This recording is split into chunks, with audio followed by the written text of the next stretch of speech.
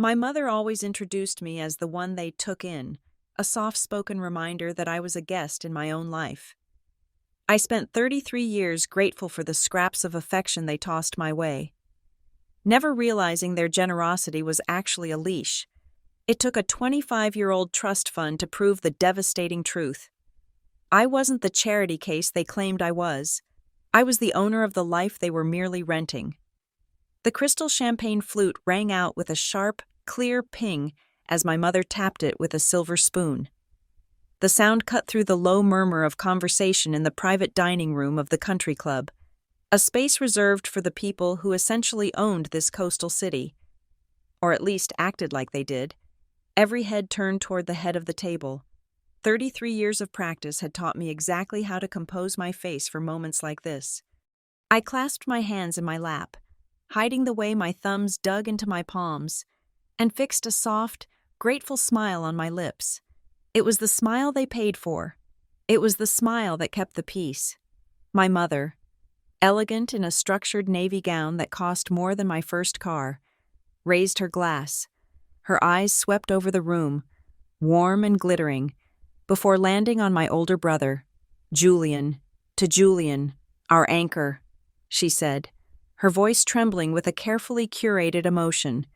"You carry the gray legacy with such strength. We are so proud of the man you have become." Julian nodded, looking bored but vaguely pleased, swirling the amber liquid in his glass. Then, my mother turned her gaze to me. The warmth in her eyes didn't vanish. Exactly. But it changed. It became the kind of pitying fondness one might have for a stray dog that had learned not to bite. "And to Haley," she continued, her voice dropping to a register of charitable solemnity. "The one we took in. The one we chose to share our blessings with. We are so glad we could give you this life." A ripple of polite applause moved through the room. I felt the familiar burn of humiliation rise up the back of my neck. Hot and prickly. But I didn't blink. I nodded. I mouthed the words, "Thank you." The guests smiled at me, their expressions a mix of admiration for my parents' benevolence and a vague curiosity about the charity case in the silk dress.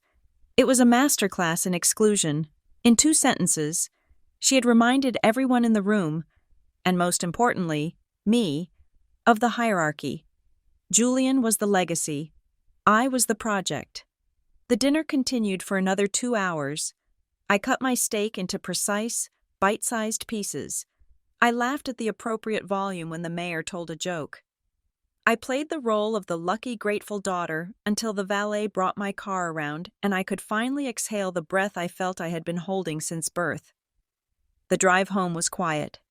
The coastal fog was rolling in, thick and gray, obscuring the ocean that crashed against the cliffs below the highway. I turned off the radio, needing the silence. My mother's toast replayed in my mind on a loop, the one we took in. It wasn't that I didn't know I was adopted. They had never hidden that. But there is a difference between being adopted and being acquired.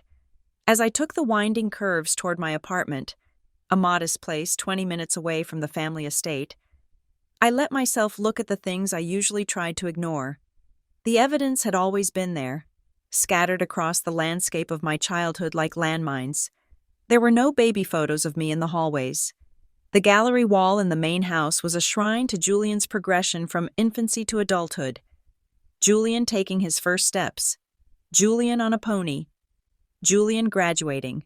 If I appeared, it was always in the background of a group shot, usually partially obscured, as if I had wandered into the frame by accident. I thought about the heirlooms.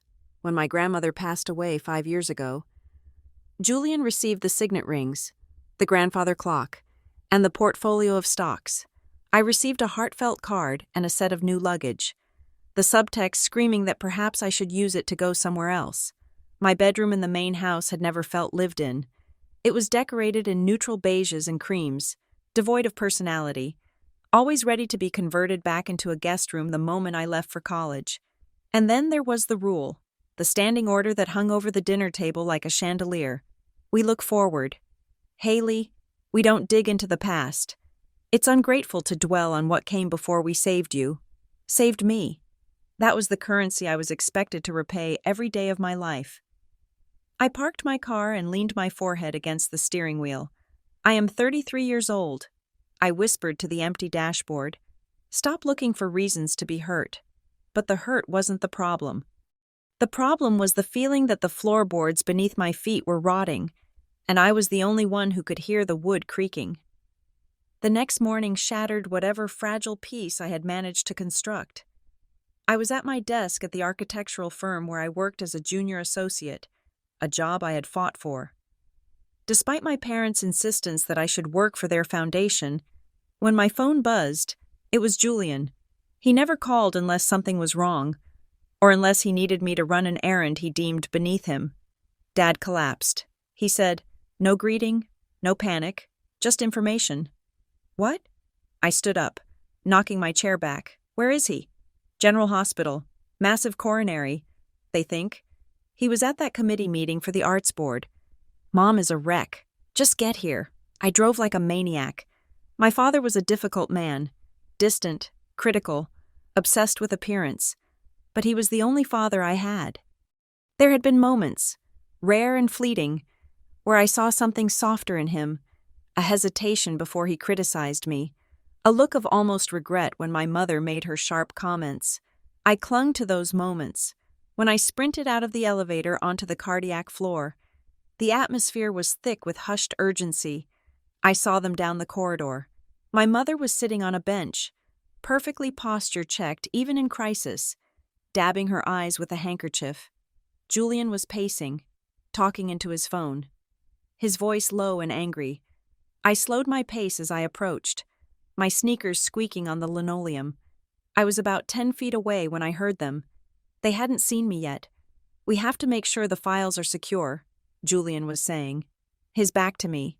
"If he doesn't make it, the executors are going to be crawling through everything." "Let them crawl," my mother hissed. Her voice wasn't tearful anymore. It was steel. "We have the durable power of attorney. We control the narrative. The only wild card is her."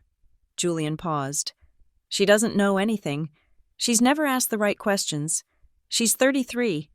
Julian, if she finds out now, if she sees the dates, she'll try to pull something. I know she will. You know how she gets when she feels entitled." I froze. The air in the hallway felt suddenly thin. There was no doubt who they were talking about. If she sees the dates. I stepped forward, forcing my heels to strike the floor hard. Julian spun around. My mother looked up, her face instantly crumbling into a mask of tragic grief. "Haley!" she cried out, reaching a hand toward me. "Oh, thank God you're here. It's awful. It's just awful." I let her pull me into a hug. Her perfume was overwhelming, heavy florals masking the scent of antiseptic. I looked over her shoulder at Julian. He was watching me with eyes that were cold and calculating. "How is he?" I asked, pulling away. "Surgery," Julian said. "Triple bypass. They're hopeful, but it's serious." I nodded, my stomach churning. "I need to sit down." We sat in that waiting room for 3 hours. Every time a nurse came out, my mother performed the role of the devastated wife. Clutching Julian's hand, I sat on the edge of the vinyl chair, feeling like an observer at a play I hadn't auditioned for. Eventually, a nurse with a clipboard approached us. "Mrs. Gray? We need to finalize some of the insurance details and the advance directive consents. We have the file from his primary care, but we need a signature from the primary, or the designated proxy." My mother stood up. "I'll sign. I'm his wife." "Of course," the nurse said. She looked at me. "And you are the daughter?" "Yes," I said. The nurse frowned, scanning the digital tablet in her hand. "That's odd. I don't see you listed here." "Listed as what?" I asked. "Anything, really. Emergency contact, next of kin notification, medical proxy." Usually, immediate family is automatically populated from the previous records, but I only have Julian Gray listed as the secondary contact. My mother laughed, a sharp, brittle sound. "Oh, it's just a clerical error. I'm sure. We updated the files a few years ago. Haley moves around so much. We probably just kept it simple." I haven't moved in 6 years, I said quietly. The nurse looked uncomfortable. Well, we can add you now if… No need to complicate the paperwork while he's under the knife. Julian interjected smoothly. Mom is here. I'm here. We have it covered. Haley, why don't you go get us some coffee? You look like you need a walk. It wasn't a suggestion. It was a dismissal. I stared at them. My father was lying on a table with his chest cracked open, and my absence from his medical records wasn't an oversight. It was policy. I only have Julian Gray listed. I'll get the coffee, I said, my voice flat. But I didn't go to the cafeteria. I walked out of the hospital, got into my car, and drove straight to my parents' house. I told myself I was going to get the insurance binder. My mother had mentioned earlier that she wasn't sure if they had the supplemental card on them. It was a flimsy excuse, but I needed to do something other than sit in that waiting room and be managed. The house was silent when I let myself in. The grand foyer, with its marble floors and sweeping staircase, felt like a museum. I walked into my father's study. It smelled of leather and cigar smoke. I went to the filing cabinet behind his desk, where I knew he kept the household documents. I found the insurance folder easily enough, but as I pulled it out, something behind it shifted. A heavy metal click echoed in the drawer. I reached back. My fingers brushed against cold steel. I pulled out a box. It was a fireproof document safe, dark gray and heavy, about the size of a large book. It wasn't the one they used for passports and birth certificates. That one was in the wall safe upstairs. This one was old. The metal was scratched, and there was a piece of masking tape on the bottom with a date written in fading marker. November 12th, 2001. I stared at the date. I would have been 8 years old. I shook the box. Something shifted inside. Paper. Thick stacks of it. It was locked with a key mechanism, not a combination. I looked around the desk. My father had a habit of hiding keys in the false bottom of his pen holder. I lifted the cup. There was a small silver key. My heart was hammering against my ribs. We don't dig into the past. Haley. I inserted the key. It turned with a satisfying click. Haley! The scream came from the doorway. I jumped, nearly dropping the box. My mother was standing there. She must have followed me. She looked wild, her hair escaping its pins, her chest heaving. She wasn't the grieving widow now. She was a guard dog. What are you doing? She demanded, rushing toward me.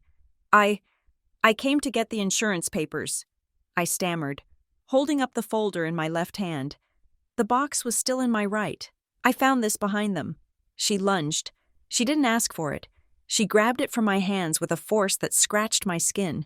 She clutched the box to her chest, her eyes wide and terrified. You have no business in here, she spat. This is private. Your father's private legal matters. Mom, what is that? I asked, stepping back. You're shaking. I am under a lot of stress, she shouted. Her voice cracked. My husband is dying, and you are rummaging through his things like a vulture. Get out. Get out of this house. It was the reaction of someone holding a grenade. I didn't argue. I grabbed my purse and the insurance folder, which she had forgotten in her panic, and walked out. My hands were trembling as I got back into the car. She hadn't asked if I opened it. She had just assumed I was a threat. I drove back to my apartment instead of the hospital. I needed to breathe. I needed to process the look in her eyes. It wasn't just anger. It was fear. I walked into my living room and tossed my keys on the counter. The red light on my landline was blinking. I rarely used my landline. I only kept it because the reception in my building was spotty. I pressed the play button. Ms. Gray, this is Arthur Vance from the offices of Vance, Miller and Associates. We received a notification regarding a status change in your family files today. I am attempting to reach you regarding a trust established for Haley Gray. There are time-sensitive deadlines that may apply given the current medical situation of the grantor's exclusion list. Please call me back at 555-0199 immediately. It is imperative we speak before you sign anything. The machine clicked off. I stood there in the silence of my apartment, the air conditioning humming. A trust established for Haley Gray. The grantor's exclusion list. I replayed the message, then I replayed it again. The voice was calm, professional, and completely at odds with the hysteria I had just witnessed in my father's study. I dialed the number, Vance, Miller, and Associates. A woman answered. "This is Haley Gray." I said, "I'm returning a call from Arthur Vance." There was a pause, and then the sound of typing. "Put her through," the woman said to someone else. "Ms. Gray." A deep, gravelly voice came on the line. "Thank you for calling. I assume you are in a private location?" "Yes." I said, "Good. I can fit you in tomorrow morning at 9 o'clock. Can you come to my office on 4th Street? Yes. I said, "But what is this about?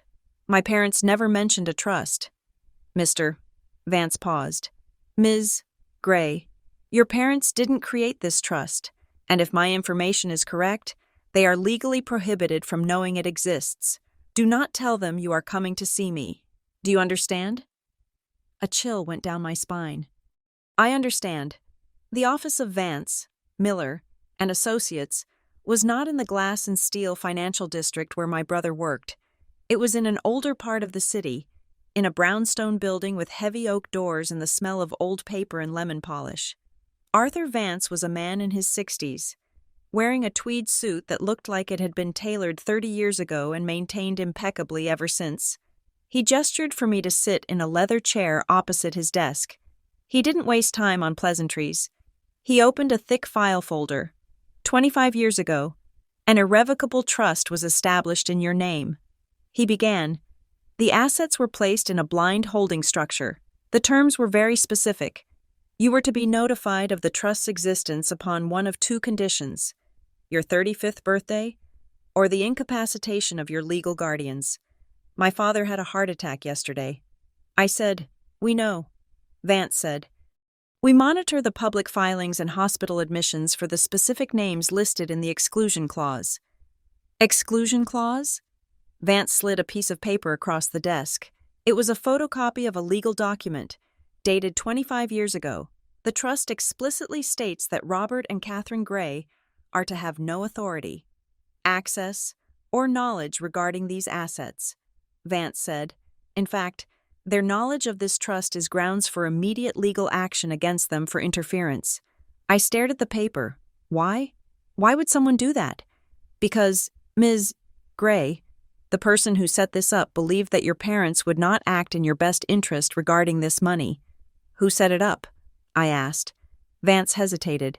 The settler's identity is revealed in the second phase of the activation. Right now, we are in phase 1. To move forward, you need to sign an affidavit. He pushed another document toward me. It was a single page. It stated, in plain English, that I was acting of my own free will, that I had not been coerced, threatened, or influenced by Robert or Catherine Gray, and that I was requesting the activation of the trust in person. "It's a safeguard," Vance explained. Watching my face, the settler anticipated that if your family found out about this, they might try to force you to sign rights over to them, or prevent you from claiming it. This document must be signed here, in front of witnesses. To prove you are not under duress, I picked up the pen. My hand was shaking. I thought about the box in the study. I thought about my mother's panic. I thought about the nurse saying, "I only have Julian listed." I signed my name. Vance nodded and took the paper back. "Very good. We will begin the asset transfer protocols. This will take a few days. In the meantime, Ms. Gray, I must give you legal advice. Do not discuss this with your family. Not yet." "Why?" I asked. "Because money changes people," he said simply, "and this is a significant amount of money. But more than that, the trust contains certain conditions that challenge the narrative of your adoption." He leaned forward. "Be careful. Ms. Gray, the people who raised you have gone to great lengths to keep this quiet." I walked out of the office into the bright morning sunlight, but I felt cold. I went back to the hospital. I had to. If I didn't show up, they would get suspicious. My father was out of surgery. He was in the ICU, heavily sedated, hooked up to a dozen machines. My mother was sitting by his bedside, reading a magazine. She looked up when I entered. Her eyes were hard. "Where have you been?" she asked. You disappeared yesterday. I had things to do. I said, I stayed near the door. She put the magazine down. We need to talk about yesterday. That box. I don't want to talk about the box. Mom. She stood up and walked over to me. She was smaller than me, but in that moment, she felt looming. You need to understand something. Haley, we have protected you. We took you in when no one else wanted you. We gave you a name. We gave you a home. You owe us your loyalty. I looked at her. I looked at the woman who had ensured I wasn't listed as a daughter on the medical forms. I met with a lawyer today. I said, the words just came out. I couldn't stop them. Her face went slack. What? A man named Arthur Vance. He told me about the trust. Silence. Absolute, suffocating silence. The only sound was the rhythmic beeping of my father's heart monitor. My mother's face didn't crumble this time. It didn't show fear. It hardened into something ugly, something ancient and cruel. She took a step closer to me, lowering her voice so the nurses outside wouldn't hear. You stupid girl, she whispered. Is it true? I asked. Is there a trust that you aren't allowed to touch? She laughed. A low, dry sound. You think you found some golden ticket? You think this makes you special? She leaned in, her face inches from mine. You're not real family. Haley, you never were. You were a placement, a transaction. Don't make this uglier than it has to be. Or I promise you, you will lose more than just money. She turned her back on me and sat down in the chair next to my father, picking up her magazine as if I didn't exist. I stood there for a moment, looking at her back. The humiliation I usually felt was gone. In its place was a cold, sharp clarity. They hadn't just excluded me, they had erased me. And now, I was going to find out why. I turned and walked out of the ICU, the sound of my heels clicking on the floor like a countdown. The peace was over. The war had begun. I became a ghost in my own history. For the next 3 days, I moved through the city with a quiet, vibrating intensity that I had never possessed before. My mother's threat in the hospital room, "You are not real family," had not broken me. It had calcified something soft that had been living in my chest for 33 years. I started with the paperwork. I needed to understand the timeline of my own existence before I could understand the trust. I went to the Hall of Records, a brutalist concrete building that smelled of floor wax and stale coffee. I requested my own long-form documentation, the kind you usually only need for security clearances or international adoption verifications. Then I drove to my old elementary school. The secretary there was new, a young woman who didn't know the gray name or the fear it was supposed to inspire. I told her I was compiling a scrapbook for my parents' anniversary and needed copies of my earliest enrollment forms for the visual. She thought it was sweet. She printed them out. I sat in my car in the parking lot, the engine idling, and spread the papers over the passenger seat. Kindergarten registration. Date, September 4th, 1998, under parent/guardian. My mother had signed her name, Catherine Gray. But she hadn't checked the box for mother. She had handwritten the word guardian next to her signature in small, cramped letters. I pulled out the first-grade forms. Same thing, guardian. I pulled out the medical release forms for a field trip in 3rd grade. Guardian. I stared at the ink. I remembered that year. I remembered falling off the slide and breaking my wrist. I remembered the school nurse calling my mother, and my mother arriving not with comfort, but with a lawyer's focus on liability. Most people assume that when you are adopted, you become a son or a daughter. The law changes, the name changes, and the status solidifies. But these forms told a different story. They were legal distinctions.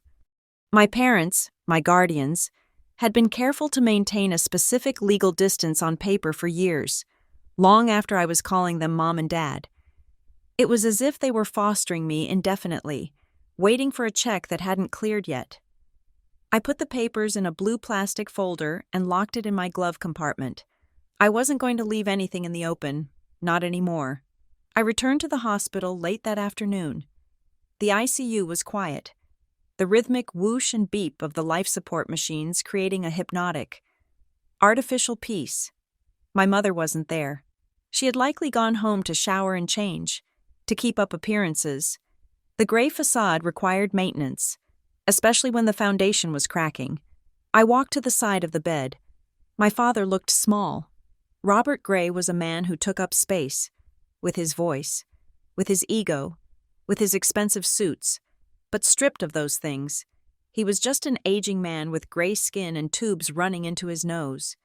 I sat down in the plastic chair and watched his chest rise and fall. "Why?" I whispered. I didn't expect an answer. I hadn't expected him to wake up. But his hand, resting on the stark white sheet, twitched, his fingers, heavy with rings that were now too loose, curled inward. "Dad?" I said. Leaning forward, his eyelids fluttered. It was a struggle, a physical fight against the heavy sedation keeping him under. Slowly, he opened his eyes. They were glassy, unfocused, swimming in a chemical haze, but they found me. "Haley," he rasped. The sound was wet and weak. "I'm here," I said. I took his hand. It was cold. He squeezed my fingers. It wasn't a strong grip, just a desperate pressure, like a man slipping off a ledge. I tried," he whispered. "Tried what?" I asked, bringing my face closer to his. "Dad, what did you try?" He swallowed, his throat clicking. "Tried to stop it." He breathed. "Stop what?" I asked, my heart hammering against my ribs. "The trust? The lie? What did you try to stop?" His eyes drifted past me, focusing on the ceiling tiles, or perhaps something only he could see. A tear leaked from the corner of his eye and tracked into his silver hairline. "The placement," he murmured. "It wasn't right." The monitor sped up. Beep, beep, beep. His agitation was registering. "Dad, look at me. Who is the settler? Who gave me the trust?" But he was gone. His eyes slipped shut. His hand went slack in mine, and the machine settled back into its slow, rhythmic cadence. I sat there for 10 minutes, holding his hand, feeling the ghost of his confession hang in the air. I tried to stop it. He wasn't talking about a heart attack. He was talking about me. He was talking about the acquisition of a human child. The next morning, I was back in Arthur Vance's office, the heavy oak door shut behind me, sealing out the noise of the city. Vance looked at me over the top of his reading glasses. "You look tired." "Ms. Gray." "I have a lot on my mind," I said, sitting down. "I need to know about the settler." Vance nodded. He opened the file on his desk. It was thicker than it had been the last time. "The trust has moved into the second phase of verification," he said. "Now that you have signed the affidavit of non-coercion, I can release more specific details regarding the assets and the origin." He slid a single sheet of paper across the polished wood. "The trust was funded 25 years ago by a private entity using a blind trust structure through the Private Client Division of First Sovereign Bank. The settler is listed in the internal documents as Eleanor Vane." The name meant nothing to me. "Eleanor Vane," I repeated. "Who is she?" Vance clasped his hands. "That is where the history becomes complicated. Eleanor Vane was a woman of significant means, but she was very private. She had no public children. She passed away 2 decades ago. This trust was her final act." He paused, measuring his words. "The language of the trust is aggressive. Ms. Gray. Usually, a trust is designed to provide support. This trust reads like a defensive fortification. It anticipates hostility.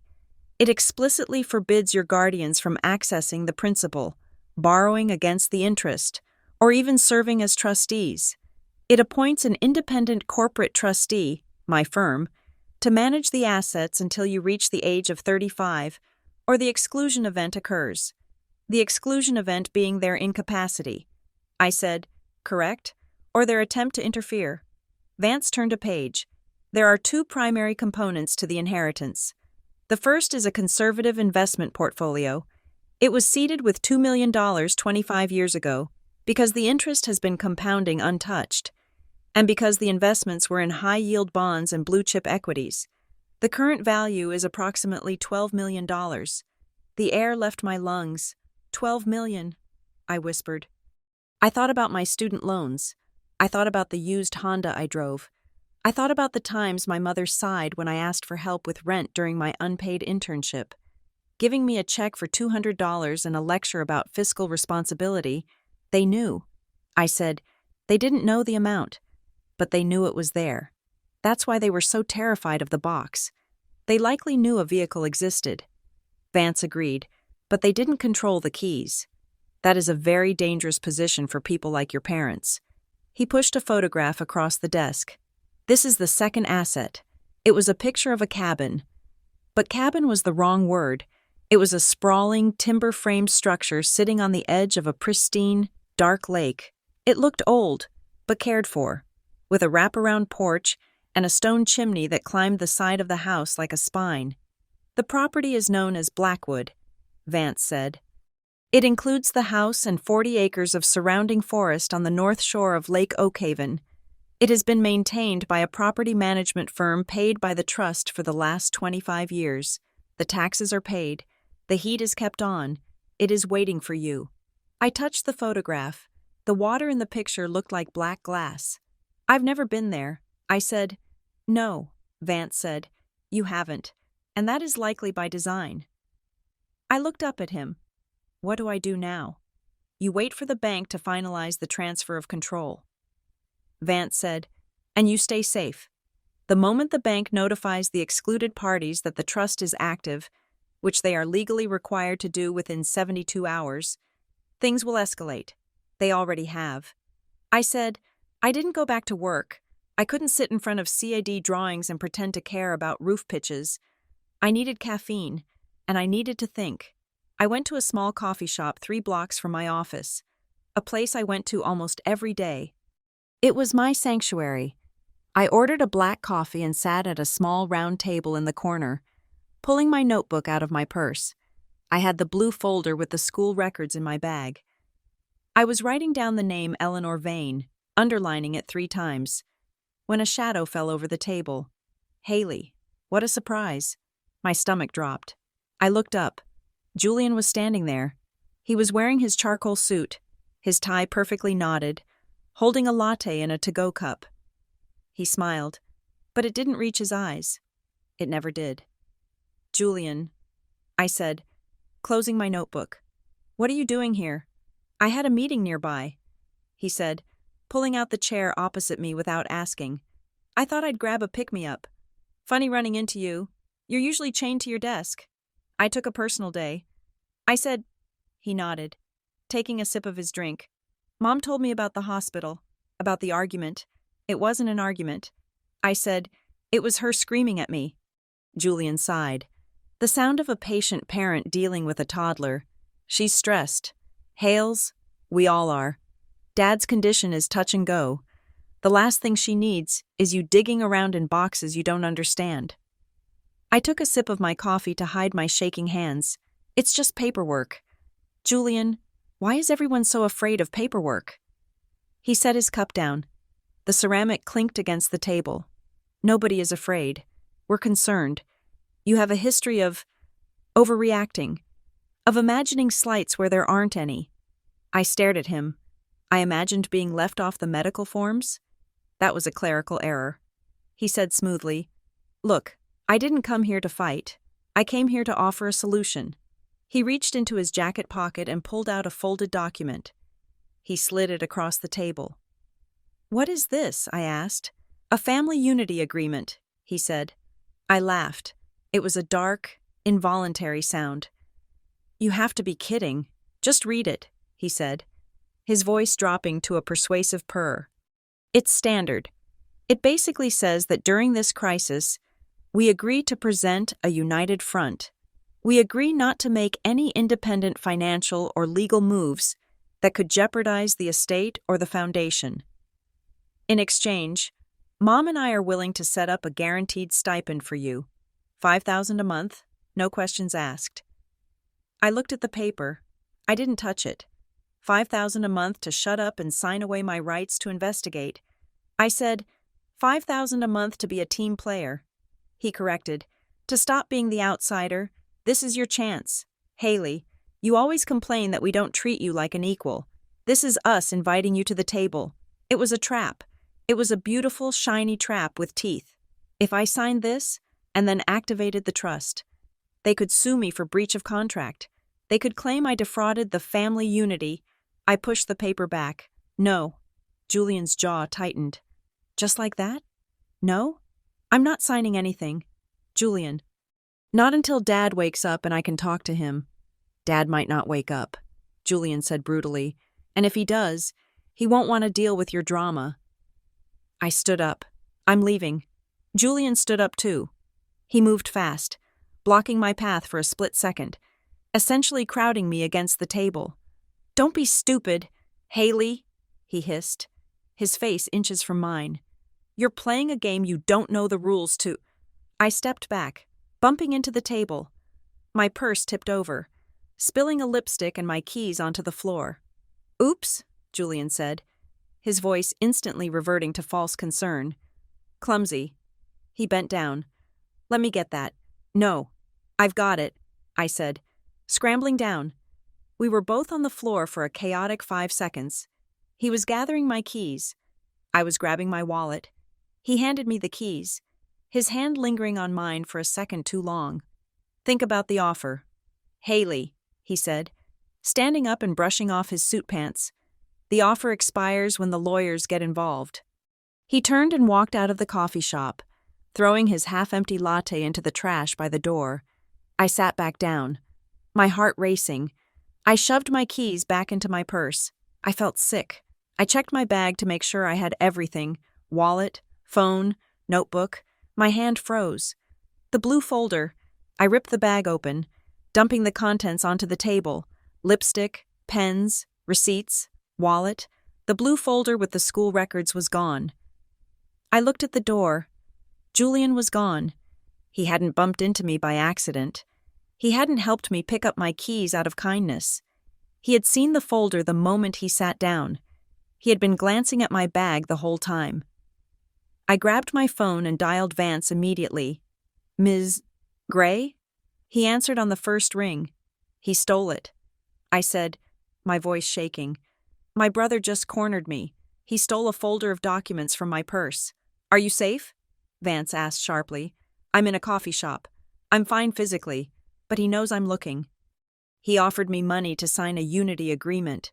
Do not sign anything, Vance commanded. Listen to me. Haley, we have a problem. What? 10 minutes ago. Someone called the bank's main switchboard claiming to be you. They had your social security number and your mother's maiden name. They tried to update the contact email and phone number on your profile to a secure server hosted by your family's foundation. My blood ran cold. Did they succeed? No, Vance said. The trust has fraud flags the size of billboards attached to it. The moment they gave the wrong verbal passcode, which you don't even have yet. Only I do. The account locked down, but this confirms it. They know the trust is active, or at least that it's in play. They are trying to intercept the communications. They're trying to become me. I said, yes, Vance said. You need to go underground. Haley, do not go home. Do you have somewhere else you can stay? I have a friend. I said, Sarah. She lives in the suburbs. Go there, Vance said.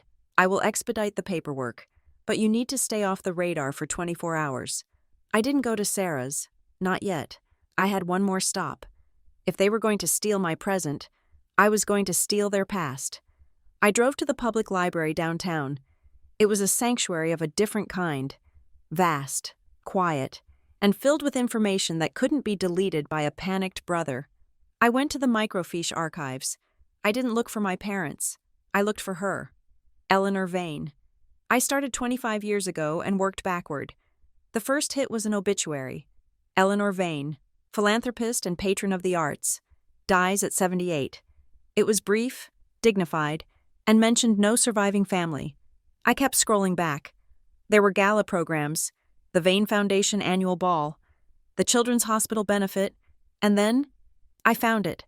A scanned image from a local society page, dated 3 years before I was born. The headline read, New leadership for the Coastal Charity Initiative. The photo showed 3 people. In the center was an older woman. She was striking. Silver hair swept back, a sharp, aquiline nose, and eyes that looked piercing even in grainy black and white. She wore a high-collared dress and a brooch that looked heavy. Standing on her left was my father. He looked young, eager, his smile wide and ingratiating. He was leaning toward her, his body language deferential. Standing on her right was my mother. She was holding a champagne glass, her head tilted, looking at the older woman with an expression I recognized. It was the same look she gave the donors at her own parties, hunger masked as admiration. I printed the photo. I kept searching. I found another one, dated a year later. Eleanor Vane announces new grant for orphaned children. My parents were in the background of this one, clapping, and then a third one. This one was from a year after I was born, but before my adoption was finalized. The caption read, "The Grays and Mrs. Vane tour the new pediatric wing." My mother was holding a baby, me, but she wasn't looking at me. She was looking at Eleanor Vane, offering me up to the camera like a prop. Eleanor Vane wasn't looking at the camera. She was looking at me, and her expression was unreadable. It wasn't smiling. It was intense, protective. I printed that one too. My parents hadn't just known her. They had courted her. They had used me to get close to her. I left the library with the photos tucked inside my jacket, against my heart. I needed to understand the rules of the house I grew up in.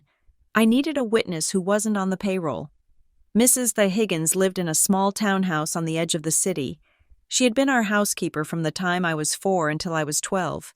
She had been fired abruptly one afternoon for insubordination, a word I hadn't understood at the time.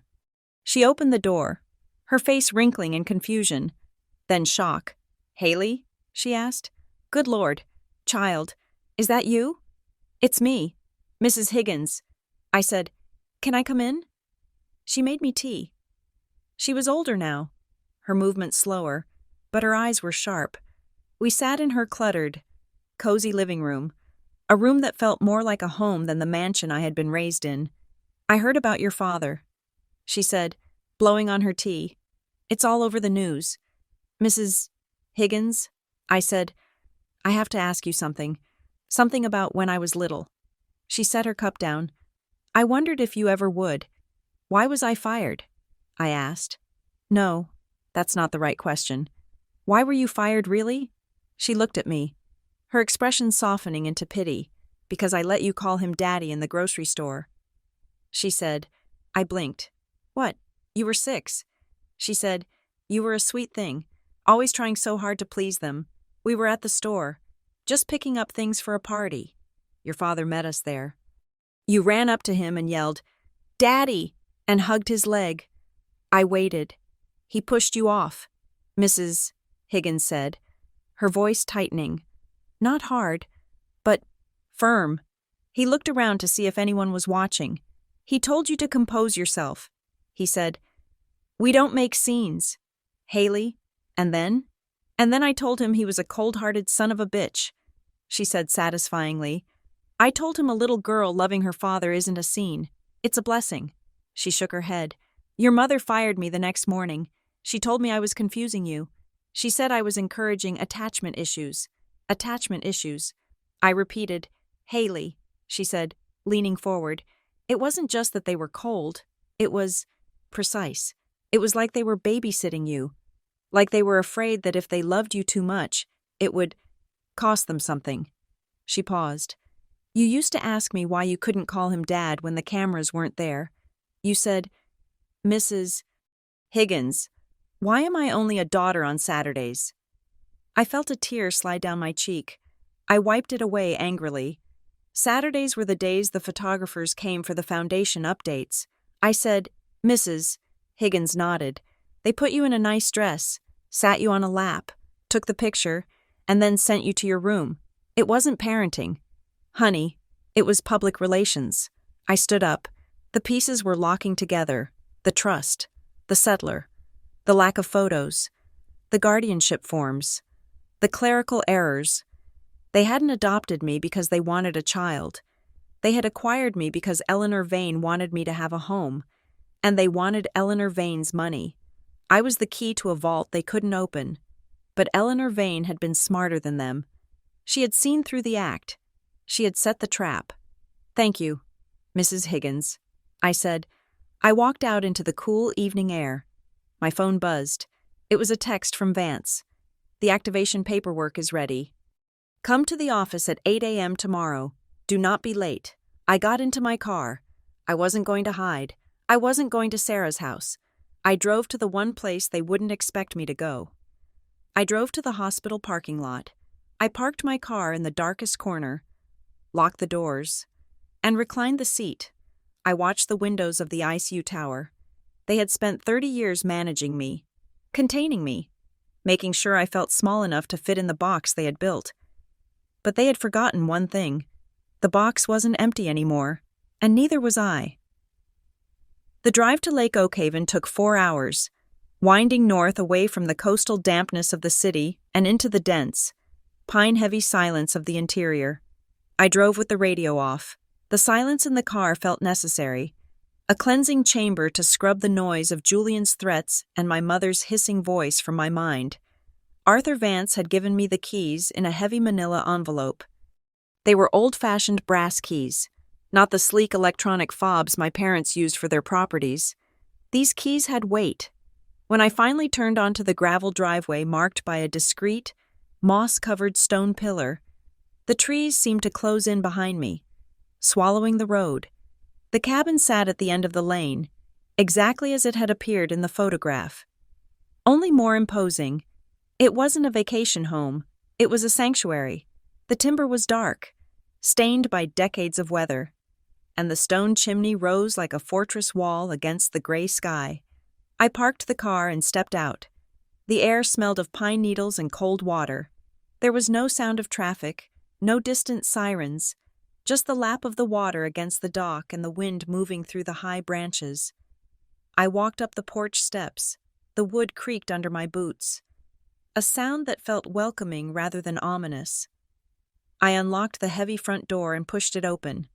The air inside was stale but clean, smelling of cedar and old books. Dust motes danced in the shafts of light cutting through the shuttered windows. I walked through the main room, my fingers trailing over furniture covered in white dust sheets. It was like walking into a memory that had been frozen in amber. I found the box in the master bedroom. It wasn't hidden. It was sitting on the center of the quilt-covered bed, a simple wooden chest with iron hinges. It looked like it had been placed there 25 years ago, waiting for the day I would be tall enough to reach it. I sat on the edge of the mattress. The springs groaned softly. I took a breath, steeling myself against whatever truth lay inside, and lifted the lid. The first thing I saw was a baby bracelet. It was tiny, made of tarnished silver, with beads spelling out initials. G. Haley Gray. My parents had told me they named me. They said they chose Haley because it sounded cheerful, a bright name for a bright new beginning, but this bracelet was old. It was older than my adoption decree.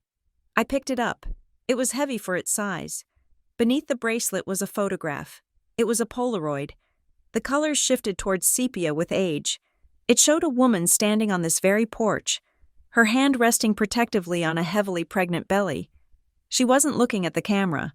She was looking out at the lake, her profile sharp and beautiful, her expression one of quiet, fierce contemplation. She wasn't my mother. She looked nothing like Catherine Gray. She had dark, unruly hair and a chin that jutted out with determination, the same chin I saw in the mirror every morning. I turned the photo over. On the back, in elegant, flowing script, was written, "June 1993, waiting for you." My throat tightened. I wasn't a transaction here. I was expected.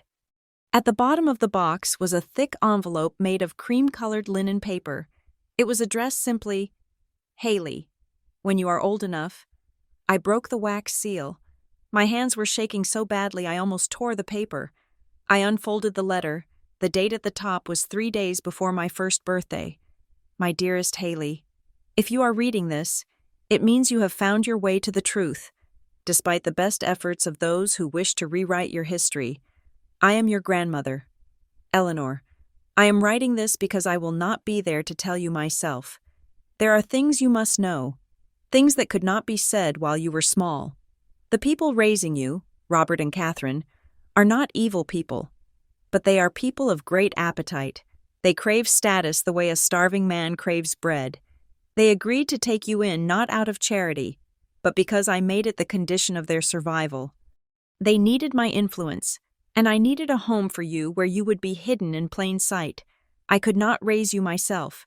My time is short, and my enemies are long-lived. To keep you safe, I had to let you go, but I never abandoned you. This trust, this house, this life waiting for you, it is the wall I built around you to protect you when I was gone. Do not let them make you feel small. Do not let them tell you that you are lucky to be there.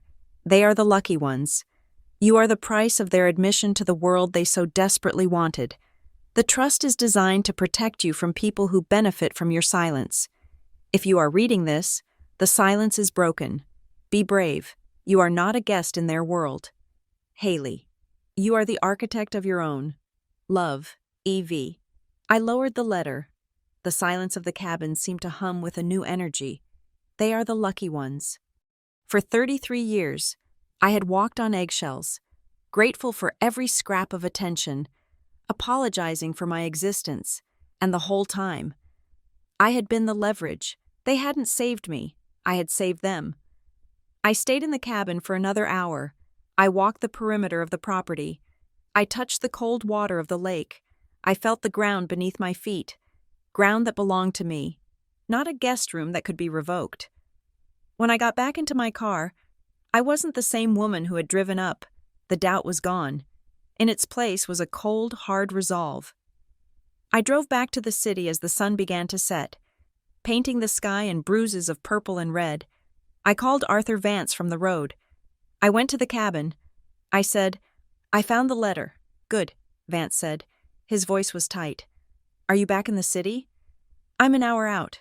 "Why?" "Because the timeline has accelerated," Vance said. "Once we filed the activation request this morning, the clock started. The bank is legally required to notify the excluded parties, your parents, that the trust has been triggered. They will receive the formal notice tomorrow morning by courier. So the war starts tomorrow." I said, "The war started yesterday." "Haley," Vance corrected, "you just didn't know you were on the battlefield. Be careful tonight. They know something is happening. The bank's internal logs show 3 more attempts to access the account information today. All from IP addresses linked to your father's foundation." I hung up and pressed the accelerator. I drove straight to my apartment. I needed to shower, change, and prepare for the next day. I parked on the street because my building's garage gate was stuck again. When I walked into the lobby, my landlord, Mr. Henderson, was standing by the mailboxes. He was a nervous man who hated confrontation, usually avoiding eye contact. Today, he stepped right in front of me. "Ms. Gray," he said, wringing his hands. "Can I have a word?" "Sure, Mr. Henderson, is everything okay?" He looked pained. "I received a call today, and a fax, an anonymous complaint." "About what?" I asked, frowning. "About illegal activity," he whispered. "The complaint alleges that you are running a fraudulent financial operation out of Unit 4B. It claims you are using the address for identity theft schemes." I stared at him. "That is insane. You know me. I've lived here for 6 years. I'm an architect." I know, he said, sweating, but the complaint was very detailed. It cited statutes. It threatened liability for the building if I didn't investigate. "Ms. Gray, I can't have police raiding my building. If there is anything going on—" "There isn't," I said firmly. "I am being harassed. Mr. Henderson, this is a personal matter involving a family dispute."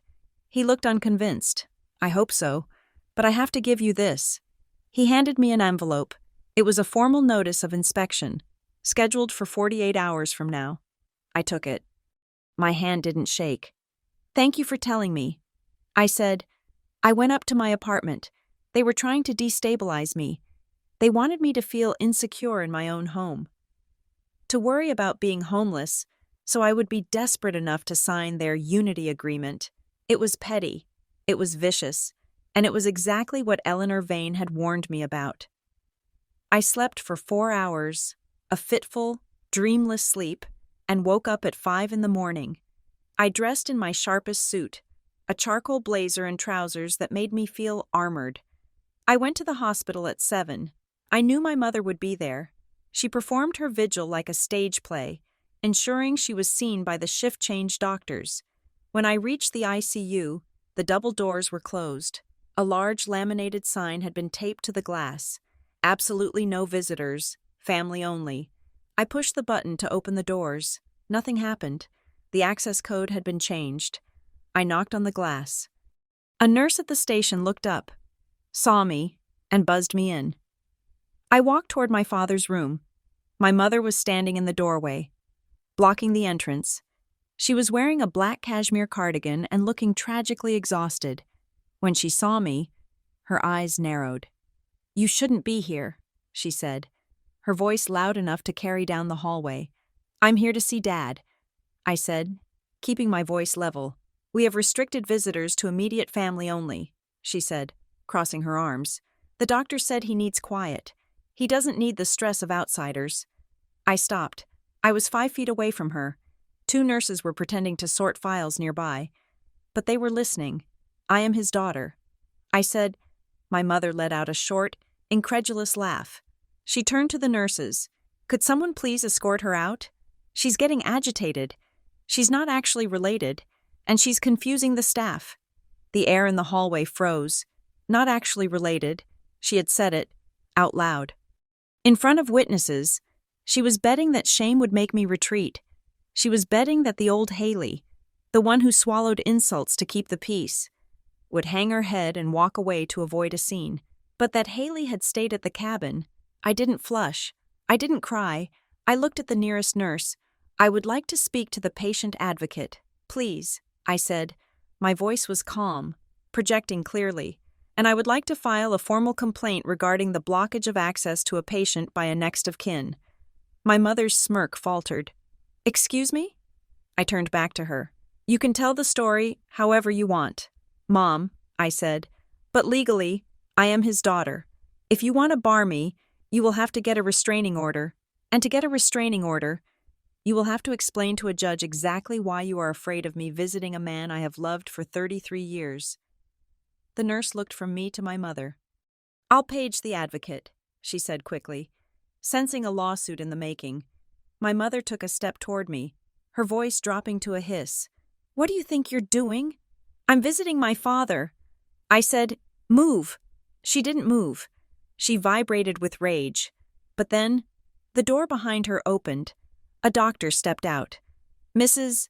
Gray? The patient is awake. He's asking for Haley." My mother's face went white. I stepped around her. She was too stunned to stop me. I walked into the room. It was dim, lit only by the monitors. My father was propped up slightly more than before. He looked terrible, gray and wasted, but his eyes were open, and they were clear. "Haley," he whispered. "I'm here, Dad." He lifted his hand. I took it. He looked at the door, making sure we were alone. "Did you find it?" he asked. "Find what?" The music," he said. His voice was a thread. "Do you still have the lullaby?" I frowned. The grammar was wrong, but the urgency was real. "The lullaby?" I asked. He closed his eyes, humming a weak, broken tune. It was a melody I hadn't thought about in 20 years. Da-da-dum, da-da-dum. A memory washed over me. I was 6 years old, sitting in the window seat of the playroom. I was humming that song while I colored. My mother had walked in, snapped the crayons out of my hand, and told me to stop making that noise. It's irritating. "Haley, where did you even hear that?" I hadn't known where I heard it. It was just there, embedded in me. I looked at my father. "Why are you asking about that song?" "She sang it," he whispered. "Eleanor. She sang it to you, before we took you." I froze. Eleanor Vane had held me? The narrative had always been that I was adopted from an agency, a blank slate. I reached into my bag. I had brought the box contents with me. I wasn't leaving them in the apartment. I pulled out the small, flat object I had found at the bottom of the box, but hadn't examined closely yet. It was a vintage greeting card, the kind with a small mechanical music chip inside. The front depicted a moon and stars. I opened it. The tiny tinny speaker crackled to life. It played the tune, da-da-dum, da-da-dum.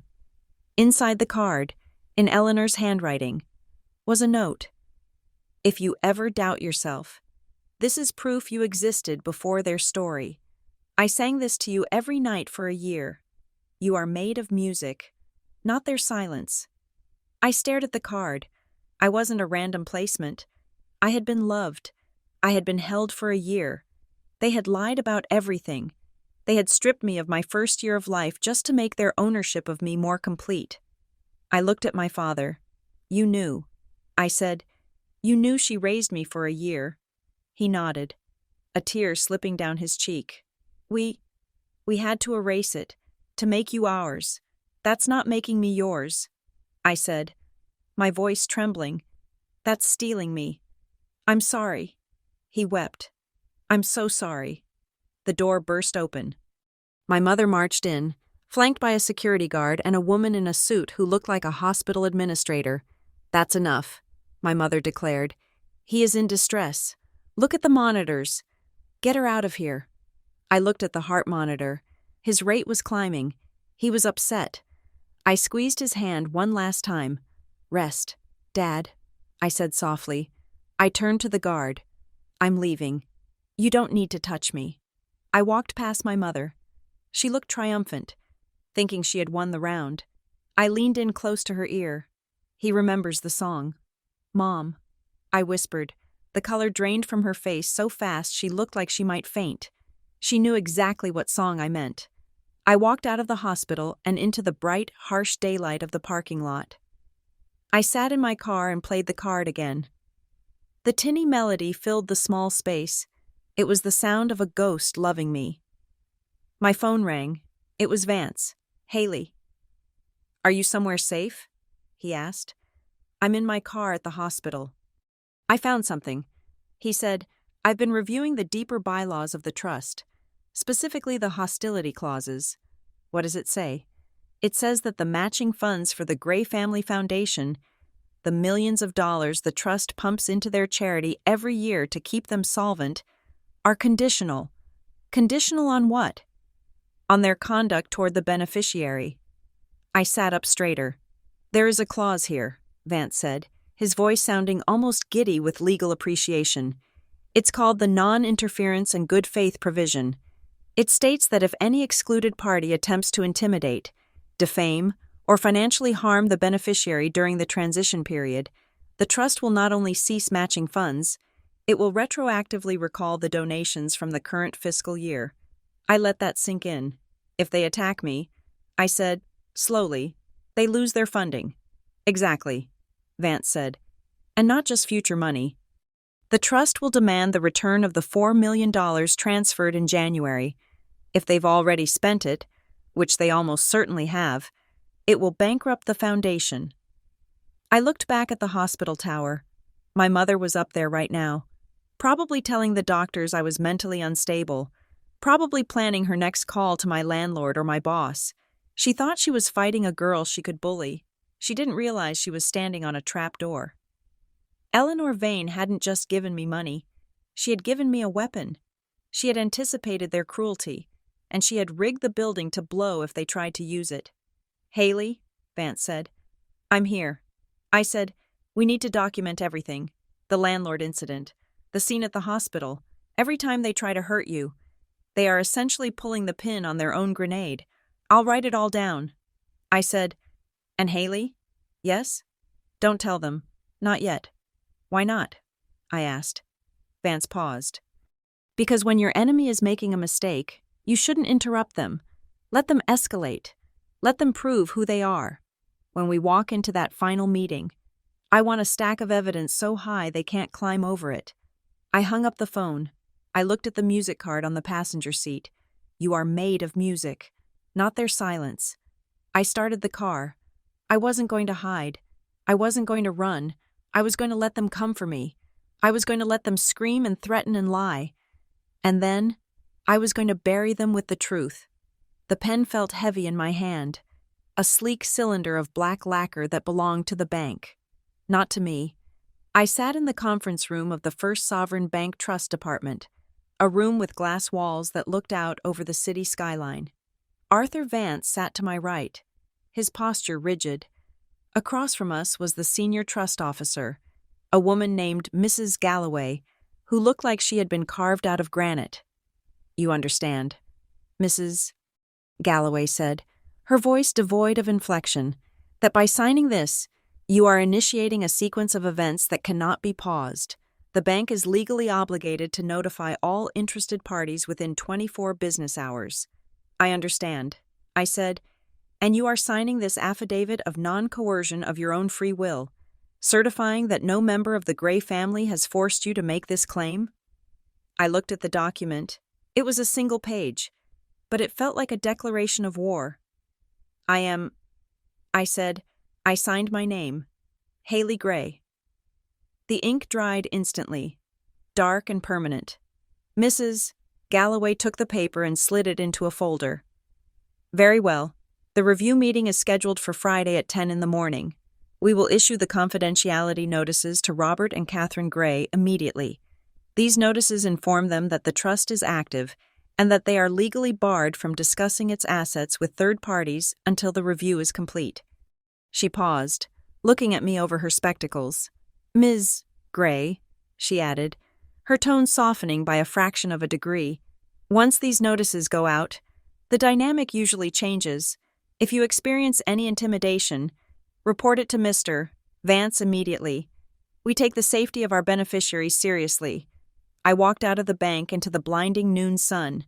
I felt lightheaded, not from relief, but from the adrenaline crash. I had pulled the trigger. Now I had to wait for the explosion. It didn't take long. I was sitting in traffic on my way back to the office when my phone buzzed. It was a text from my Aunt Linda, my father's sister.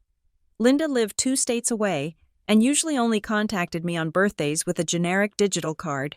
"Haley, honey, Julian just called me. I'm so sorry to hear you're having a breakdown. We are all praying for you.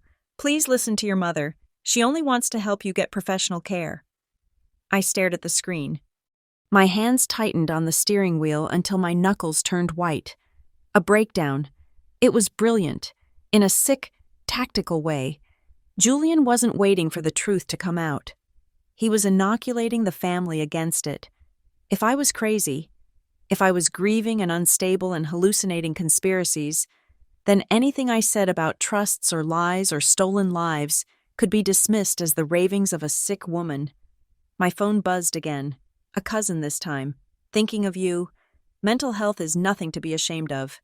I threw the phone onto the passenger seat. They were suffocating me with concern, wrapping me in a straitjacket of pity so tight I wouldn't be able to move. The invitation to the family support brunch had been sent out days ago.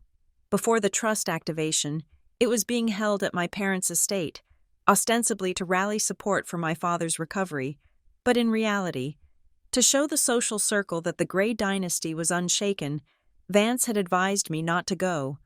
"It's a volatile environment," he had said. "You don't need to be there." But I did need to be there. If I didn't show up, I validated Julian's story. If I hid, I was the unstable daughter having a breakdown. If I walked in through the front door, head high, impeccably dressed, I was the glitch in their matrix. I arrived at 11. The driveway was lined with luxury sedans. The house looked magnificent, the white columns gleaming in the sun. I walked up the steps, my heels clicking on the stone. The foyer was full of people. Donors, board members, friends of the family. The air smelled of expensive perfume and fresh lilies. "Haley!" My mother's voice cut through the chatter. She was coming down the stairs, wearing a pale blue dress that made her look angelic. She opened her arms wide, her face a mask of radiant, relieved love. Everyone turned to watch. This was theater. She reached me and pulled me into a hug that was tight enough to bruise. "I'm so glad you felt up to coming," she whispered loudly. "For the benefit of the crowd. We were so worried you wouldn't be able to handle the crowd today." She pulled back, her hands gripping my shoulders, her nails digging into my skin. She looked into my eyes with a performance of deep concern. "You look tired, darling. Are you sleeping?" Julian told me about the episodes. She was doing it right in front of them. She was painting me as the broken bird. I smiled. It was the hardest smile of my life. "I'm sleeping fine." "Mother," I said, my voice clear and steady. Actually, I've never felt more clear-headed. I saw a flicker of doubt in the eyes of the woman standing nearest to us. Mrs. Gable, the mayor's wife. I didn't look crazy. I looked dangerous. My mother's smile tightened. "Well, come get some food. You look thin." She steered me toward the dining room, her grip on my arm never loosening. She navigated us through the crowd, accepting condolences, nodding graciously, until we reached the butler's pantry, a narrow transitional space between the kitchen and the dining room. She shoved me inside and closed the door. The noise of the party vanished, replaced by the hum of the refrigerator. Her face dropped. The angel was gone. The shark was back. "You filed the request," she hissed. "The courier came this morning." I leaned against the counter, crossing my arms. "Then you know the rules. You aren't supposed to talk to me about it." "To hell with the rules," she spat. "Do you have any idea what you are doing?" "I'm claiming what Eleanor left me." I said. "You are destroying this family," she said, stepping closer. Her voice shook with a rage that felt different this time. It was desperate. "Listen to me, you ungrateful little wretch. If you proceed with this audit, if you let those bank lawyers dig into the accounts, your father will lose everything." I frowned. "What do you mean? Lose everything? The trust is separate. It has its own assets. Why would my claiming it hurt Dad's money?" She laughed. A harsh, jagged sound. "His money?" she mocked. "You think we have money? We have overhead. Haley, we have appearances. We have debt." She slammed her hand on the counter. "Your father leveraged everything. The house, the cars, the foundation's liquidity. It's all tied up in loans that are collateralized against the expectation of future matching funds. If the trust stops the matching funds, the loans get called." I stared at her. "You're broke." I said. "We are leveraged," she corrected screamingly. "It's how business works. But if you freeze the accounts, the house of cards falls. Your father will die a bankrupt disgrace. Is that what you want? You want to kill him?" She was breathing hard, her chest heaving. "He's sick. Haley, he's weak. If the news breaks that the Gray family is insolvent, the stress will stop his heart, and that will be on you. Not the heart attack, the shame. You will be the one who killed him." I felt a cold pit open in my stomach. This was the leverage. Guilt. She was using my love for him as a human shield. "Then tell me the truth," I said quietly. "Tell me why you took me." She sneered. "We took you because Eleanor Vane wouldn't sign the papers for the initial endowment unless she knew her blood was safe. She didn't trust us. She wanted an heir she could control from the grave. You were just the vessel for the check." I looked at her, really looked at her, and realized I didn't hate her. I pitied her. She was a woman who had sold her soul for a lifestyle she couldn't afford, and now the bill was due. "If you want to save him." I said, "Stop fighting me. Let the trust transfer happen." "I can't," she cried. "You don't understand." The door opened. A waiter poked his head in, looking terrified. "Mrs. Gray? The mayor is asking for a toast." My mother instantly smoothed her face. She fixed her hair. She turned to me, her eyes cold as ice. "This isn't over," she whispered. She swept out of the room, leaving me alone with the hum of the refrigerator and the knowledge that my entire childhood had been a long con. I went straight from the brunch to Vance's office. I didn't bother changing out of my cocktail dress. I paced back and forth in front of his desk while he typed furiously on his laptop. "They're broke." "Arthur?" I said. She admitted it. She said the loans are collateralized against the matching funds. Vance nodded, not looking up. That matches what I'm seeing. What are you seeing? I've been digging into the public filings of the Gray Family Holdings Corporation, he said. It's the entity that owns the real estate and the operating capital for their various ventures. And it's a shell game, Vance said. He turned the laptop around so I could see the screen. It was a complex web of arrows and boxes. Here's the twist, Vance said, pointing to a large box at the top of the chart. For years, your parents have acted as the chair and CEO of this holding company. They've made the decisions. They've spent the dividends. They've taken the loans. He tapped the screen. But they don't own the majority shares. Who does? I asked. The trust, Vance said. I blinked. My trust? Eleanor Vane's trust, he corrected. The trust owns 51% of the holding company. Your parents own 49%. For 25 years, the bank has allowed your parents to vote the trust's proxy shares because the beneficiary, you, was a minor or unaware. It was a standard passive management arrangement. He looked at me, his eyes gleaming, but the moment you activated the trust, the proxy was revoked. I sat down slowly. I own the company. I whispered, You own the controlling interest, Vance said, which means you own the house they live in. You own the cars they drive. You own the foundation board seats. They aren't just afraid of losing the matching funds. Haley, they are afraid because they have been treating the company piggy bank as their personal wallet. And now the new boss is about to audit the books. And if I find they've been stealing from the company? I asked. Then they go to prison, Vance said, for embezzlement. The room went silent. That's why she said I would kill him. I realized, it's not the shame, it's the indictment. Vance closed the laptop. We need more proof of intent, he said. We know the numbers don't add up, but we need to know how they justified it internally. We need a witness. I know who to ask. I said, Mr. Sterling had been on the board of the Gray Foundation for 10 years before resigning abruptly 3 years ago. I remembered him as a kind man who used to slip me peppermint candies during the boring galas. I met him at a park bench near the marina. He looked older, frailer, feeding pigeons with a grim dedication. Mr. Sterling, I said. He looked up. He didn't look surprised to see me. Haley, he said. You look like her. Eleanor. You knew her? I asked, sitting down. Everyone knew Eleanor, he said. She was the only honest money in this town. Mr. Sterling, I need to know why you left the board.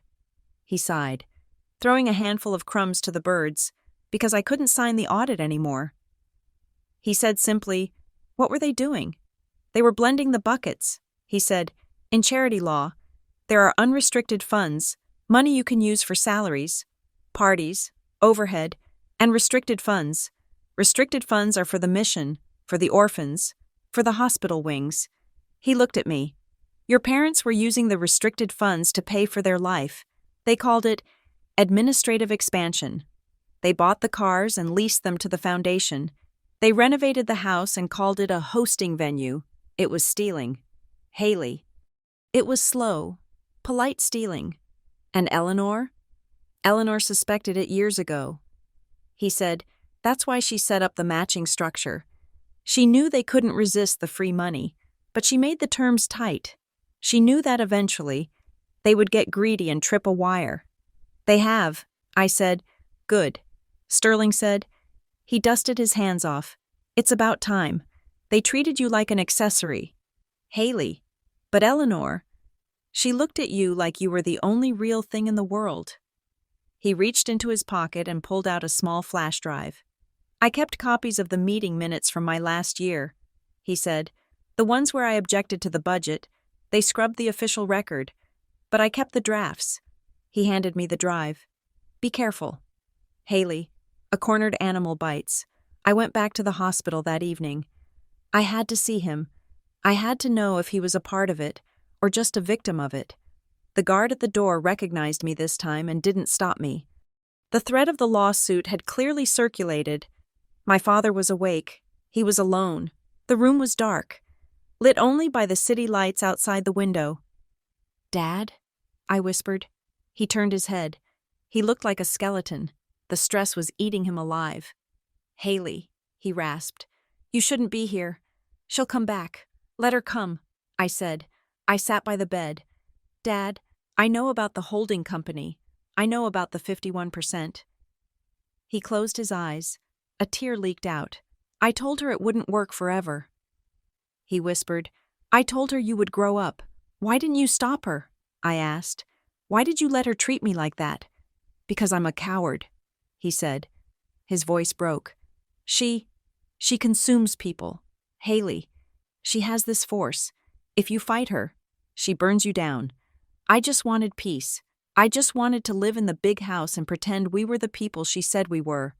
He opened his eyes and looked at me. There was real fear there. "Haley, please, let it go." "What?" "Walk away," he begged. "Take the cabin. Take the cash that's in the trust. But leave the company. Sign a waiver. Let us keep the house. Let us keep the lie." "Dad, if you expose this," he said, clutching my hand, "she will destroy you. She has things. She has contingency plans. She won't go down quietly. She'll drag you through the mud. She'll ruin your career. She'll tell the world you're mentally incompetent. She's already doing that," I said. He began to weep, a soft, pathetic sound. "Please, Haley, for me, I'm dying. Don't let my last act be a prison sentence." I looked at him. I saw the man who had bought me ice cream when I was 10. I saw the man who had taught me to drive. But I also saw the man who had watched his wife erase my identity for 30 years and said nothing because he liked the house. I made a decision, not a permanent one, but a strategic one. I pulled my hand away. "I won't expose you." I said. He stopped crying. "You won't? I'll make you a deal. I will delay the audit. I will let the trust review happen quietly. I won't go to the press. I won't file the embezzlement charges yet." He looked hopeful. "And in exchange?" "In exchange, you stop the smear campaign." I said, "You tell Julian to shut up. You tell Mom to back off. You let the transition of the trust happen without a fight. If you interfere, if you lie about me one more time, I burn it all down." He nodded frantically. Yes, I promise. I'll tell her." The door opened. My mother walked in. She stopped when she saw me, her eyes narrowing. "What are you doing?" she demanded. "We made a deal," my father said quickly, his voice trembling. "Catherine, listen, she's willing to hold off on the audit. She just wants the trust transfer to go through smoothly." My mother looked at him, then at me. She studied my face, looking for the trap. "You're willing to drop the investigation into the holding company?" she asked. "I'm willing to pause it," I said, "as long as you leave me alone." A slow smile spread across her face. It wasn't a happy smile. It was the smile of a predator who realizes the prey has stopped running. "Well," she said, her voice dripping with false sweetness, "that sounds very reasonable. Haley, we just want peace. After all, we accept." She agreed too quickly. There was no negotiation, no demand for a written contract, no questions about the timeline. She just accepted. I knew then, with a sickening certainty, that she was lying. She had no intention of honoring the deal. She just needed me to lower my guard. She needed time to move money, or destroy evidence, or prepare something worse. "Good," I said. "Then we understand each other." I walked out of the room. I felt cold. I had offered them a lifeline, and she had taken it like a knife. It was raining when I got to the parking lot. A cold, coastal rain that blurred the streetlights. I walked to my car, my keys in my hand. I was exhausted. I just wanted to go home and sleep. I clicked the unlock button. The lights flashed. I reached for the handle and stopped. The passenger side window was shattered. Glass covered the seat, glittering like diamonds under the dome light. The glove compartment was open. My center console was ripped out. Papers were scattered everywhere. I froze, looking around the dark lot. There was no one there, just the rain and the silence. I leaned in. My GPS was still there. My sunglasses were still there. There was a $20 bill in the cup holder that hadn't been touched, but the back seat was empty. My gym bag was there, but the accordion file, the one where I had been keeping my notes, the printouts from the library, and the copy of the trust summary, was gone. I didn't panic. I didn't scream. I stood in the rain and looked at the broken glass. They hadn't stolen for value. They had stolen for information.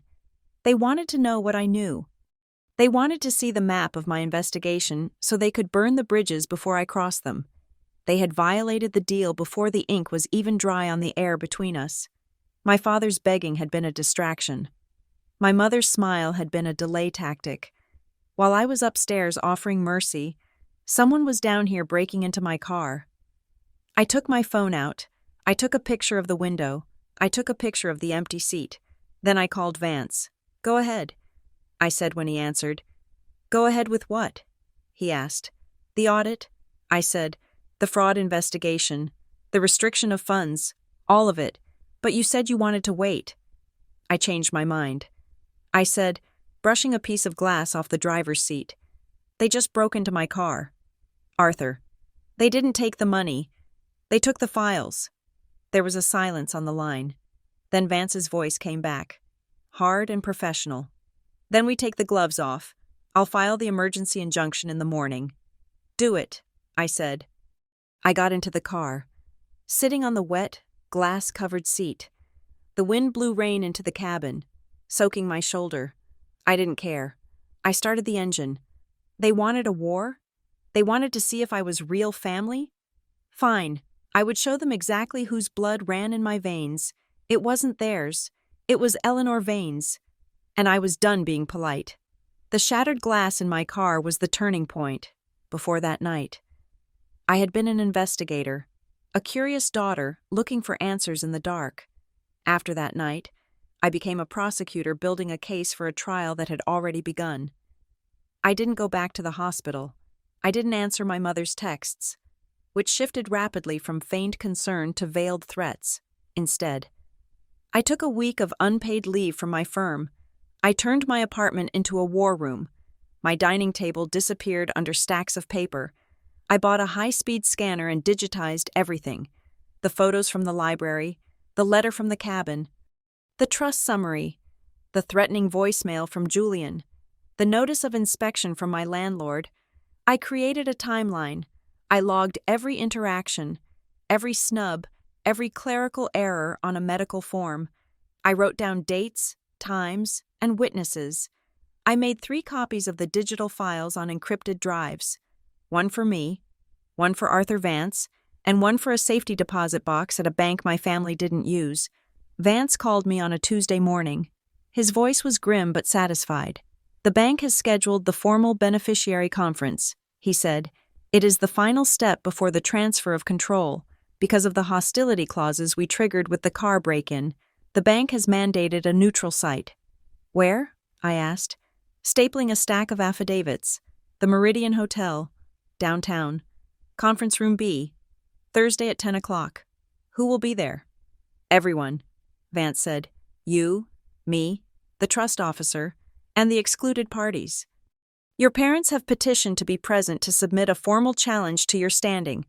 They are required to bring counsel. Let them come," I said.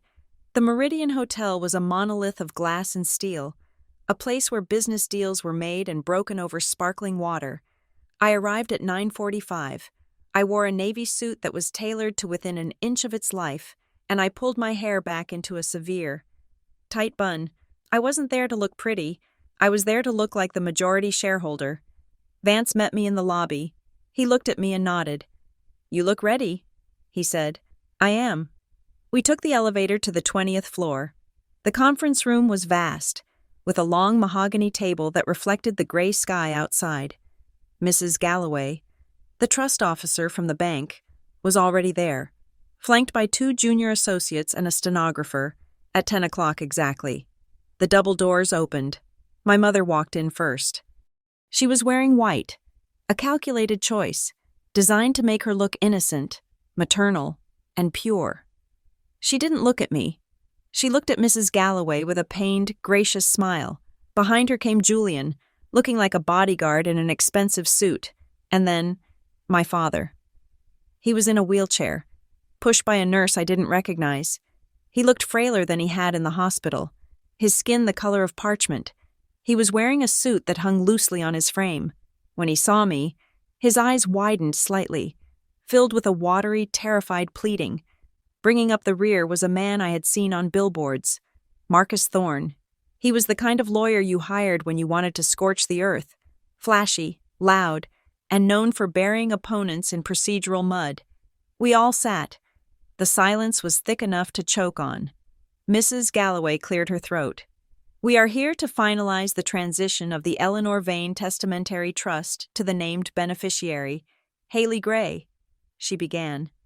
"Objection," Marcus Thorne said. He didn't stand up. He just leaned back in his chair, tapping a gold pen on the table. Mrs. Galloway peered at him. "We haven't begun. Mr. Thorne, we contest the standing of the claimant," Thorne said, gesturing vaguely in my direction. "My clients, the Grays, have raised significant concerns regarding the identity verification of the individual claiming to be Haley Gray." I felt my blood heat up, but I kept my face stone. "On what grounds?" Vance asked, his voice cool. "On the grounds of uncertain parentage and potential fraud," Thorne said smoothly. "As you know, the claimant was adopted. The records from that time are chaotic. My clients have reason to believe that there may have been a switch at the agency. They are not convinced that this woman is the specific child named in the original instrument. Until DNA verification can be established, which could take months, we moved to suspend all proceedings. It was a delay tactic. A filthy, desperate delay tactic. They were trying to erase me by questioning if I even existed." My mother looked at the table, a picture of tragic reluctance. "We just want to be sure," she whispered. "We would hate for the wrong person to take advantage." Vance didn't look worried. He looked bored. He opened his folder. "We anticipated this," he said. He pulled out a document stamped with a red seal. "The settler anticipated this as well." Vance continued, "Which is why the trust instrument included a mandatory genetic verification protocol at the time of its creation." Thorne frowned. "That was 25 years ago. DNA testing was primitive, but effective," Vance said. He slid the document across the table to Mrs. Galloway. 25 years ago. Eleanor Vane didn't just fund the trust. She commissioned a private genetic profile of the infant known as Haley Gray. The sample was collected by a nurse at the hospital the day after she was born, before the Grays even took custody. I stared at Vance. I didn't know this. Mrs. Galloway adjusted her glasses and read the document. "The profile is on file," she said. Vance nodded. "And last week, when Ms. Gray submitted her activation request, we ran a comparison against the sample she provided at my office." He looked at my mother. "It is a 100% match. There is no uncertainty. This is the child Eleanor Vane named." My mother's face cracked. The mask of the concerned parent slipped, revealing the panic underneath. "But that's not possible," she snapped. "Eleanor never saw the baby. We kept them apart until the signing." Mrs. Galloway looked up, her expression severe.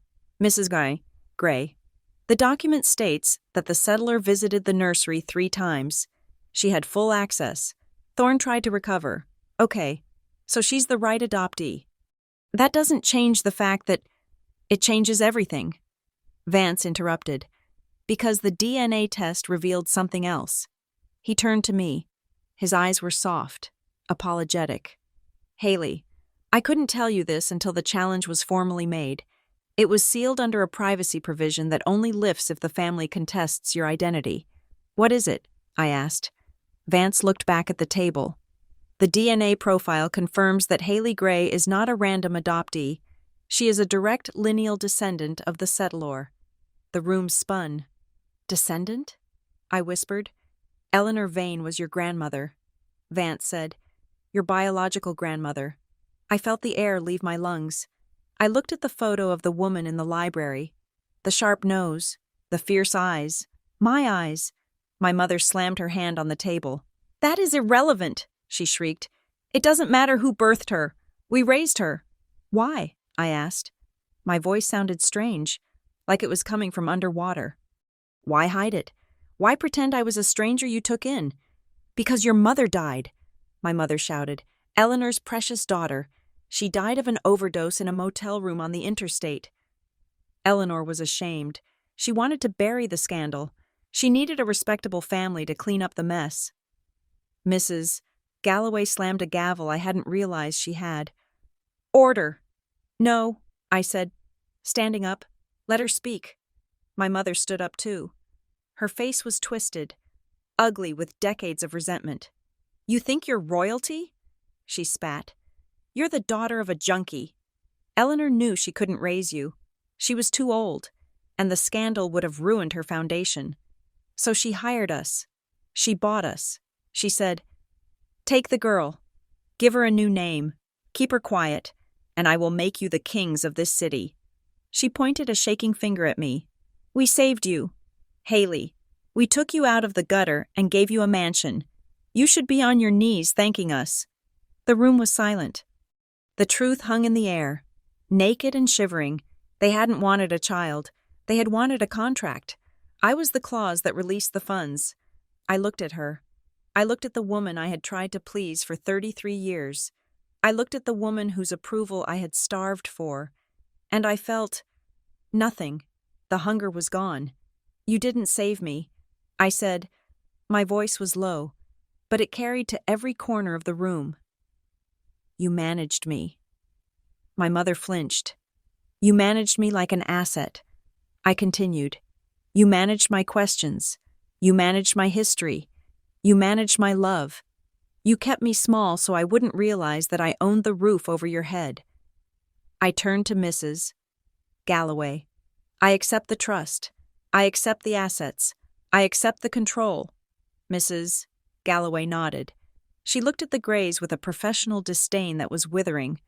The challenge is dismissed, she said. The transfer is approved, effective immediately. Wait, Thorne said. He looked flustered. We need to discuss the holding company. If she takes control, there are complexities regarding the management structure.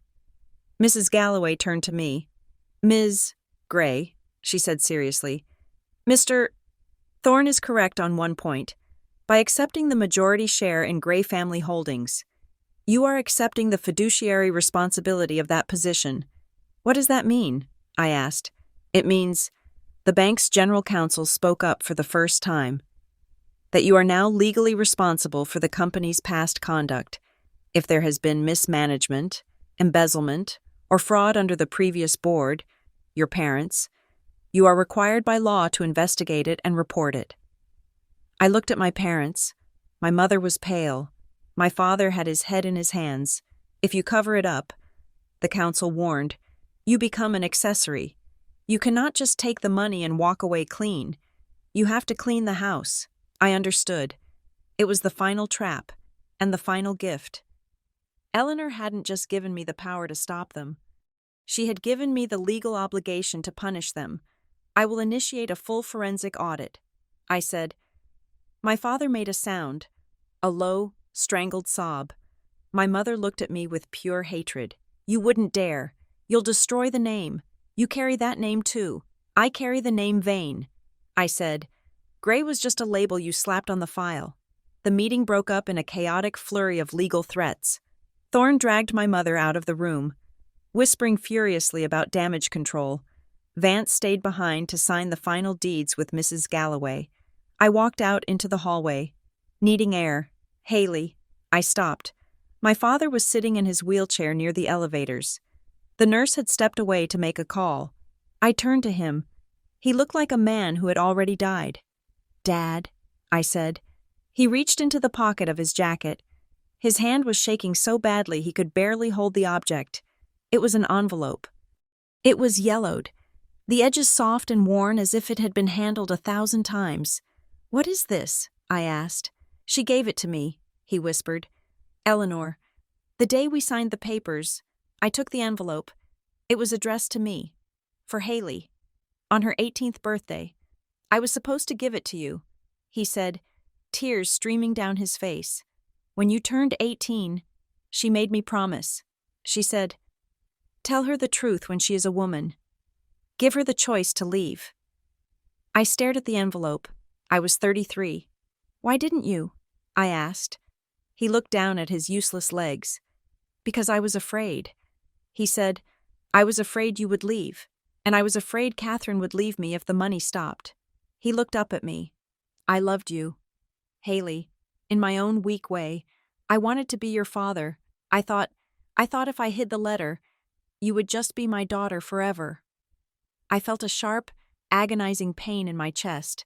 It wasn't anger, it was grief. "That isn't love, Dad," I said softly. "That's possession. I love the idea of you," he admitted, "but I love the safety more." He reached out a hand, but he didn't try to touch me. "I'm sorry," he whispered. "I'm so sorry." I looked at the envelope in my hand. 15 years. He had carried this truth in his pocket for 15 years, watching me struggle, watching me feel like an outsider, watching me beg for scraps of belonging. He could have ended it with one piece of paper, and he hadn't. That was the betrayal that cut the deepest. My mother's cruelty was expected. She was a Scorpion, but his kindness? His kindness was a lie. It was a soft, cowardly blanket he used to smother me. I put the envelope in my purse. "Goodbye, Dad," I said. I pressed the button for the elevator. I didn't look back. I sat in Vance's car as we drove back to his office. I held the letter from Eleanor Vane, but I didn't open it. Not yet. I knew what it would say. It would be an invitation to a life I should have started 15 years ago. "So," Vance said, glancing at me, "you own it all. The trust, the cabin, the company, and the debt," I said. "And the crimes?" "Yes," Vance said. "The audit will take weeks, but based on the preliminary numbers, your parents are looking at severe civil penalties, possibly criminal charges for the misuse of restricted charitable funds." My phone buzzed. It was an email notification. New event.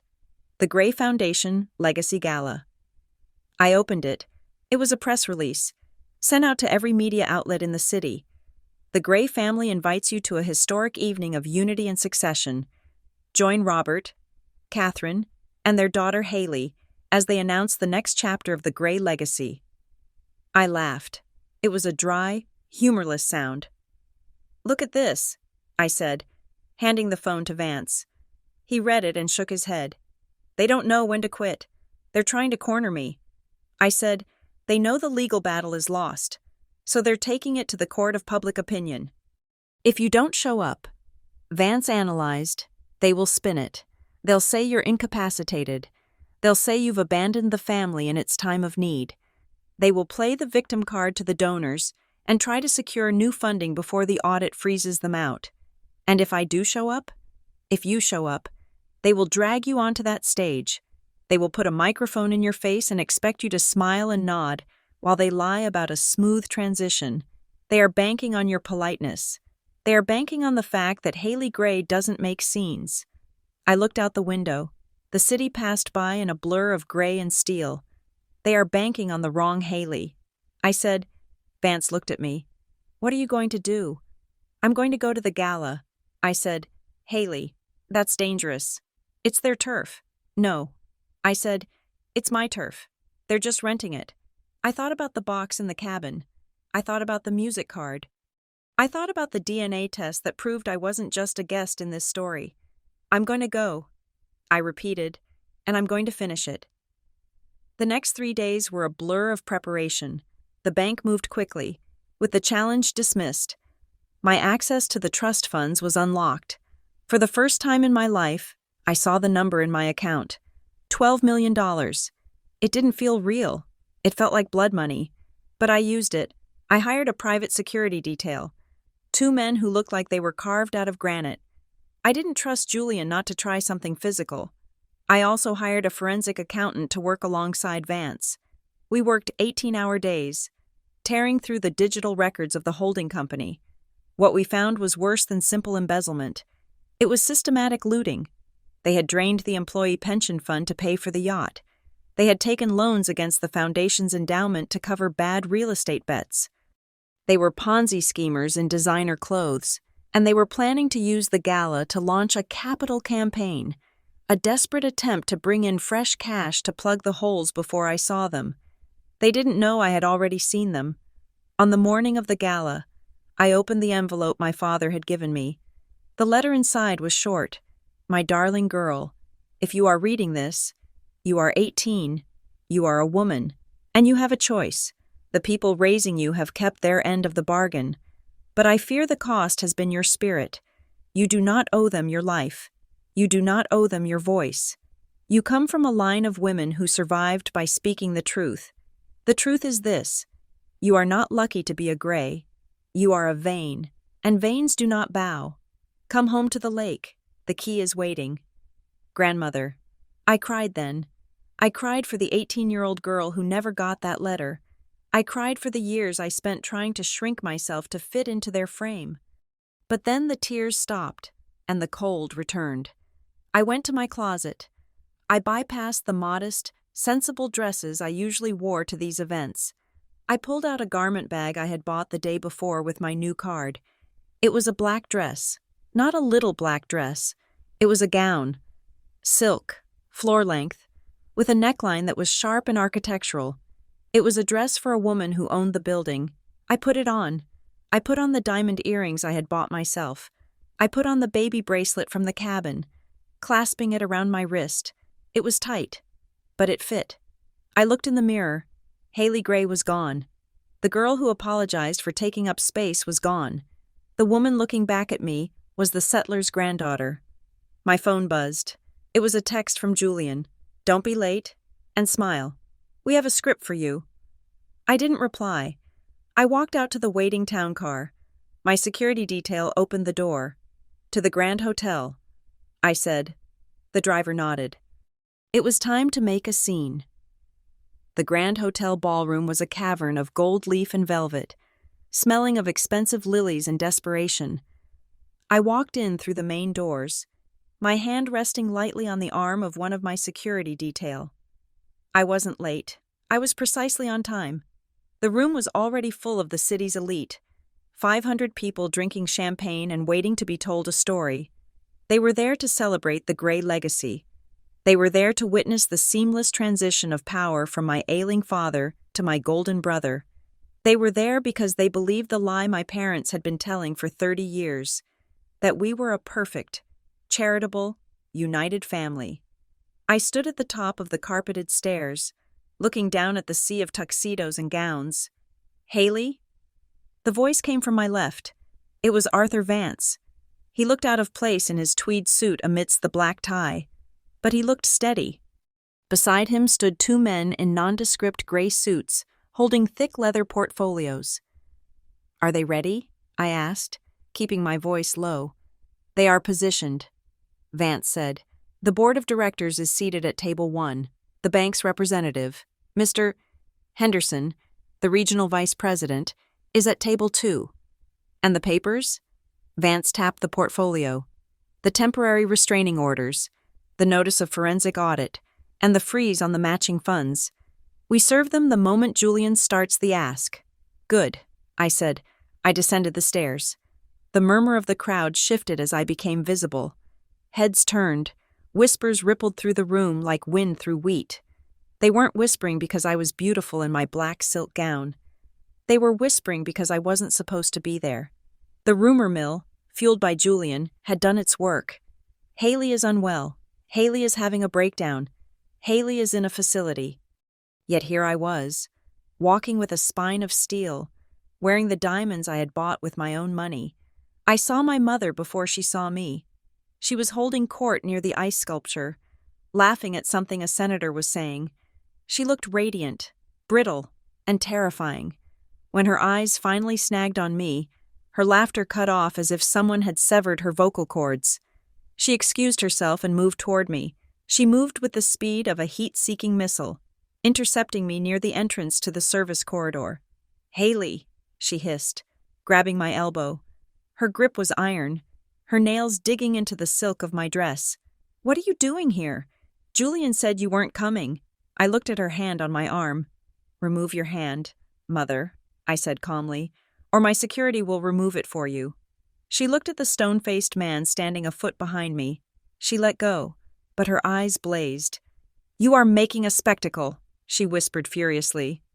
"This is the most important night of your father's life. We are announcing the capital campaign. We need this money. If you cause a scene, if you look unstable—" "I'm not the one who looks unstable," I said. She stepped closer, dropping her voice to a venomous register.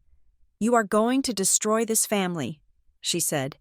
"You are going to burn down everything we built because you are selfish, because you can't stand that you were never really one of us." I looked at her. For the first time, I saw the fear behind the rage. She wasn't angry because I was ruining the party. She was angry because the ATM was about to eat her card. "I'm not destroying the family," I said, my voice steady and low. "You destroyed it years ago. You hollowed it out and filled it with debt and lies.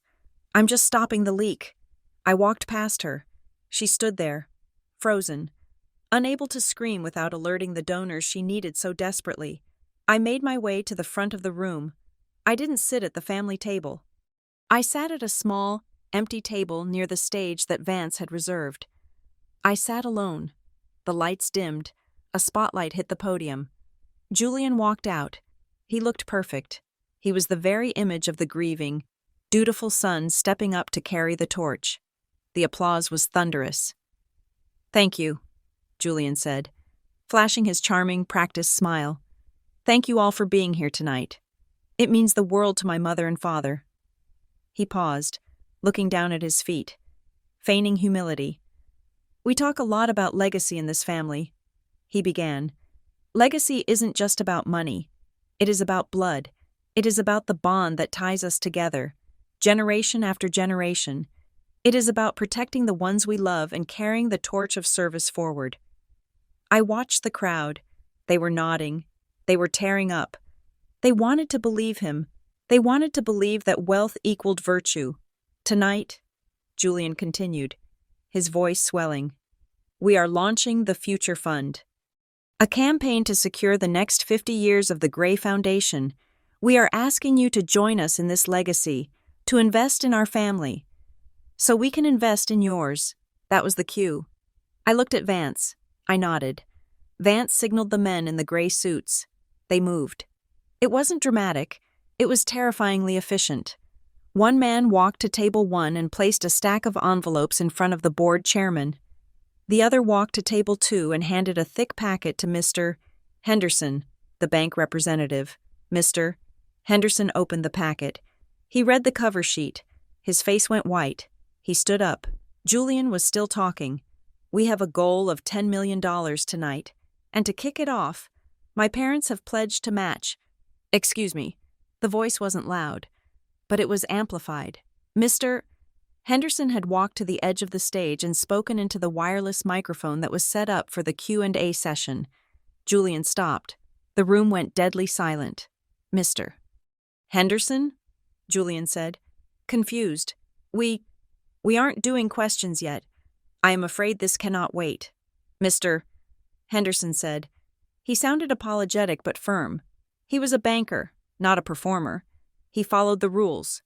"Mr. Gray, I have just been served with a court order issued by the probate division regarding the Eleanor Vane Trust, which holds the controlling interest in the Gray Family Holdings Corporation." Julian laughed nervously. "I think there has been a mistake. This is a party. There is no mistake." "Mr. Henderson said, the order mandates an immediate freeze on all matching funds and capital transfers pending a forensic audit of the Foundation's accounts." A gasp went through the room. "Furthermore, Mr.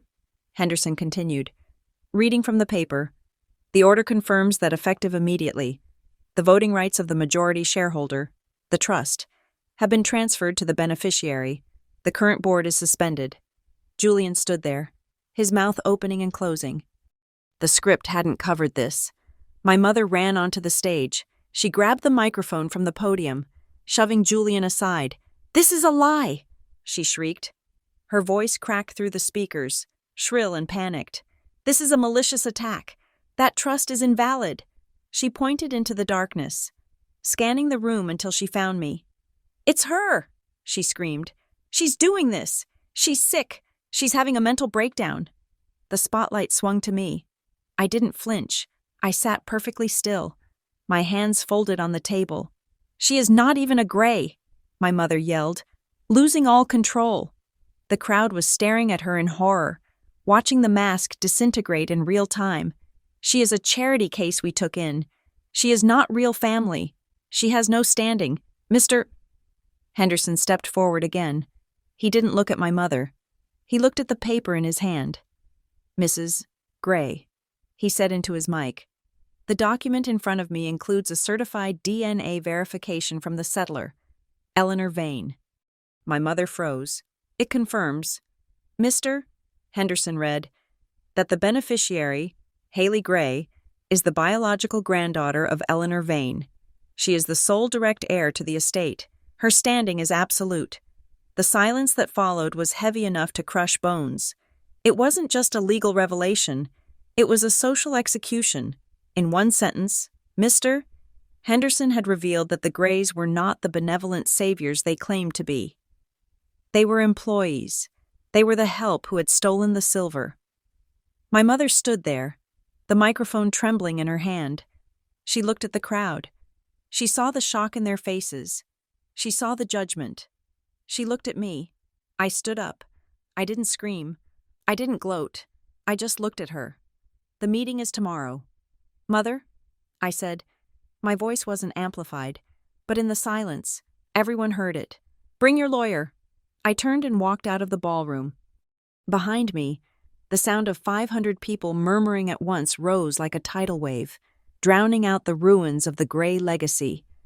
The meeting the next morning was short. It was held in the bank's main boardroom. My parents were there.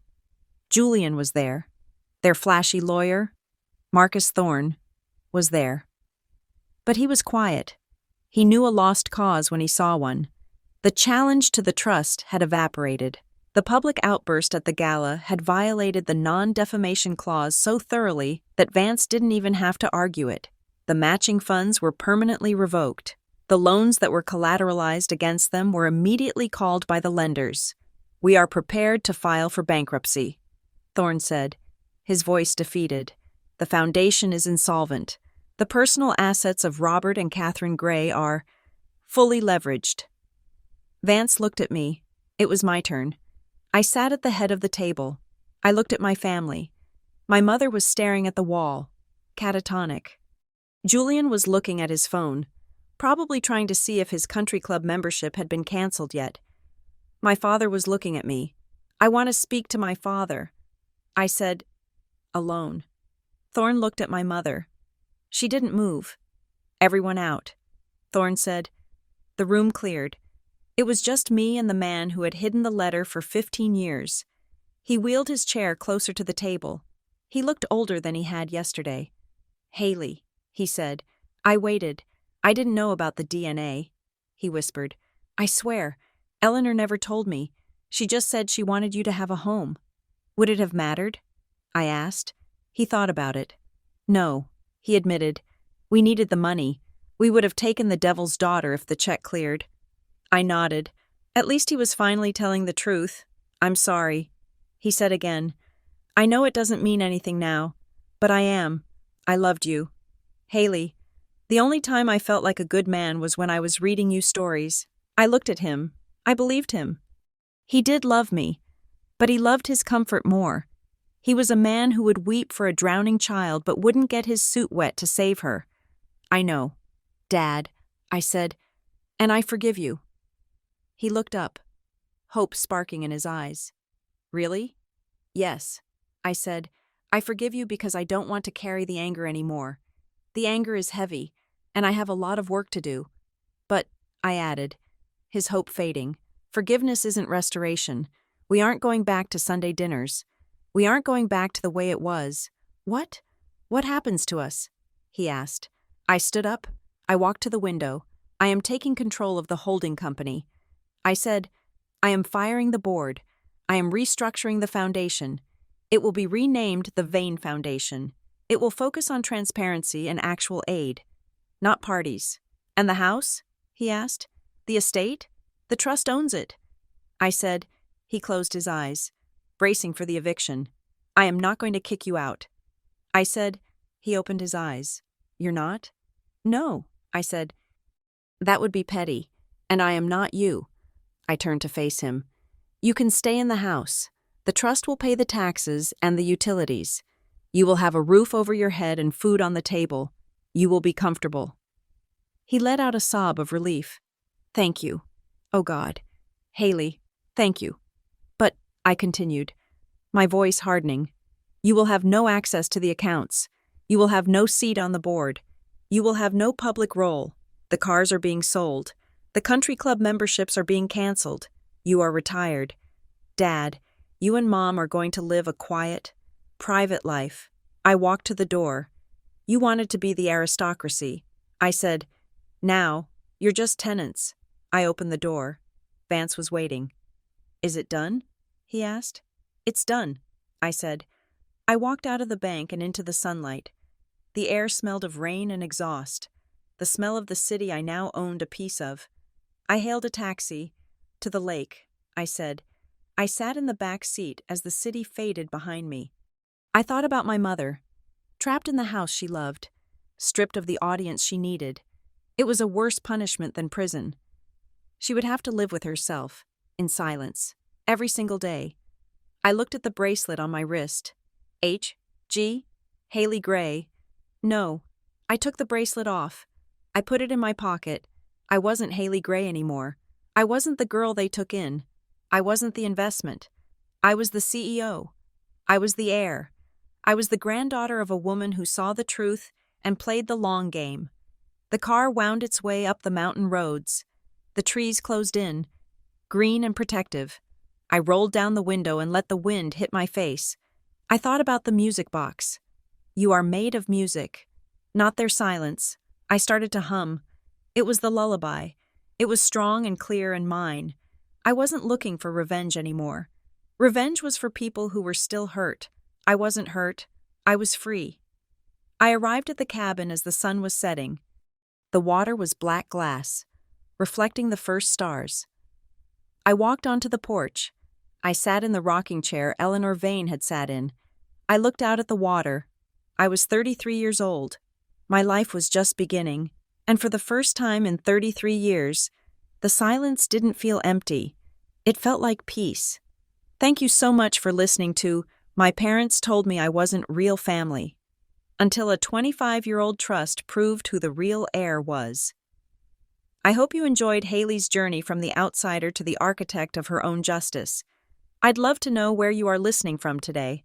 Please drop your city or country in the comments below. If you enjoyed this story, make sure to subscribe to Revenge Stories for more tales of betrayal, justice, and the truth coming to light. And please, share your thoughts in English. What did you think of Haley's final decision? Would you have forgiven the father? Until next time, keep your secrets safe and your truth louder.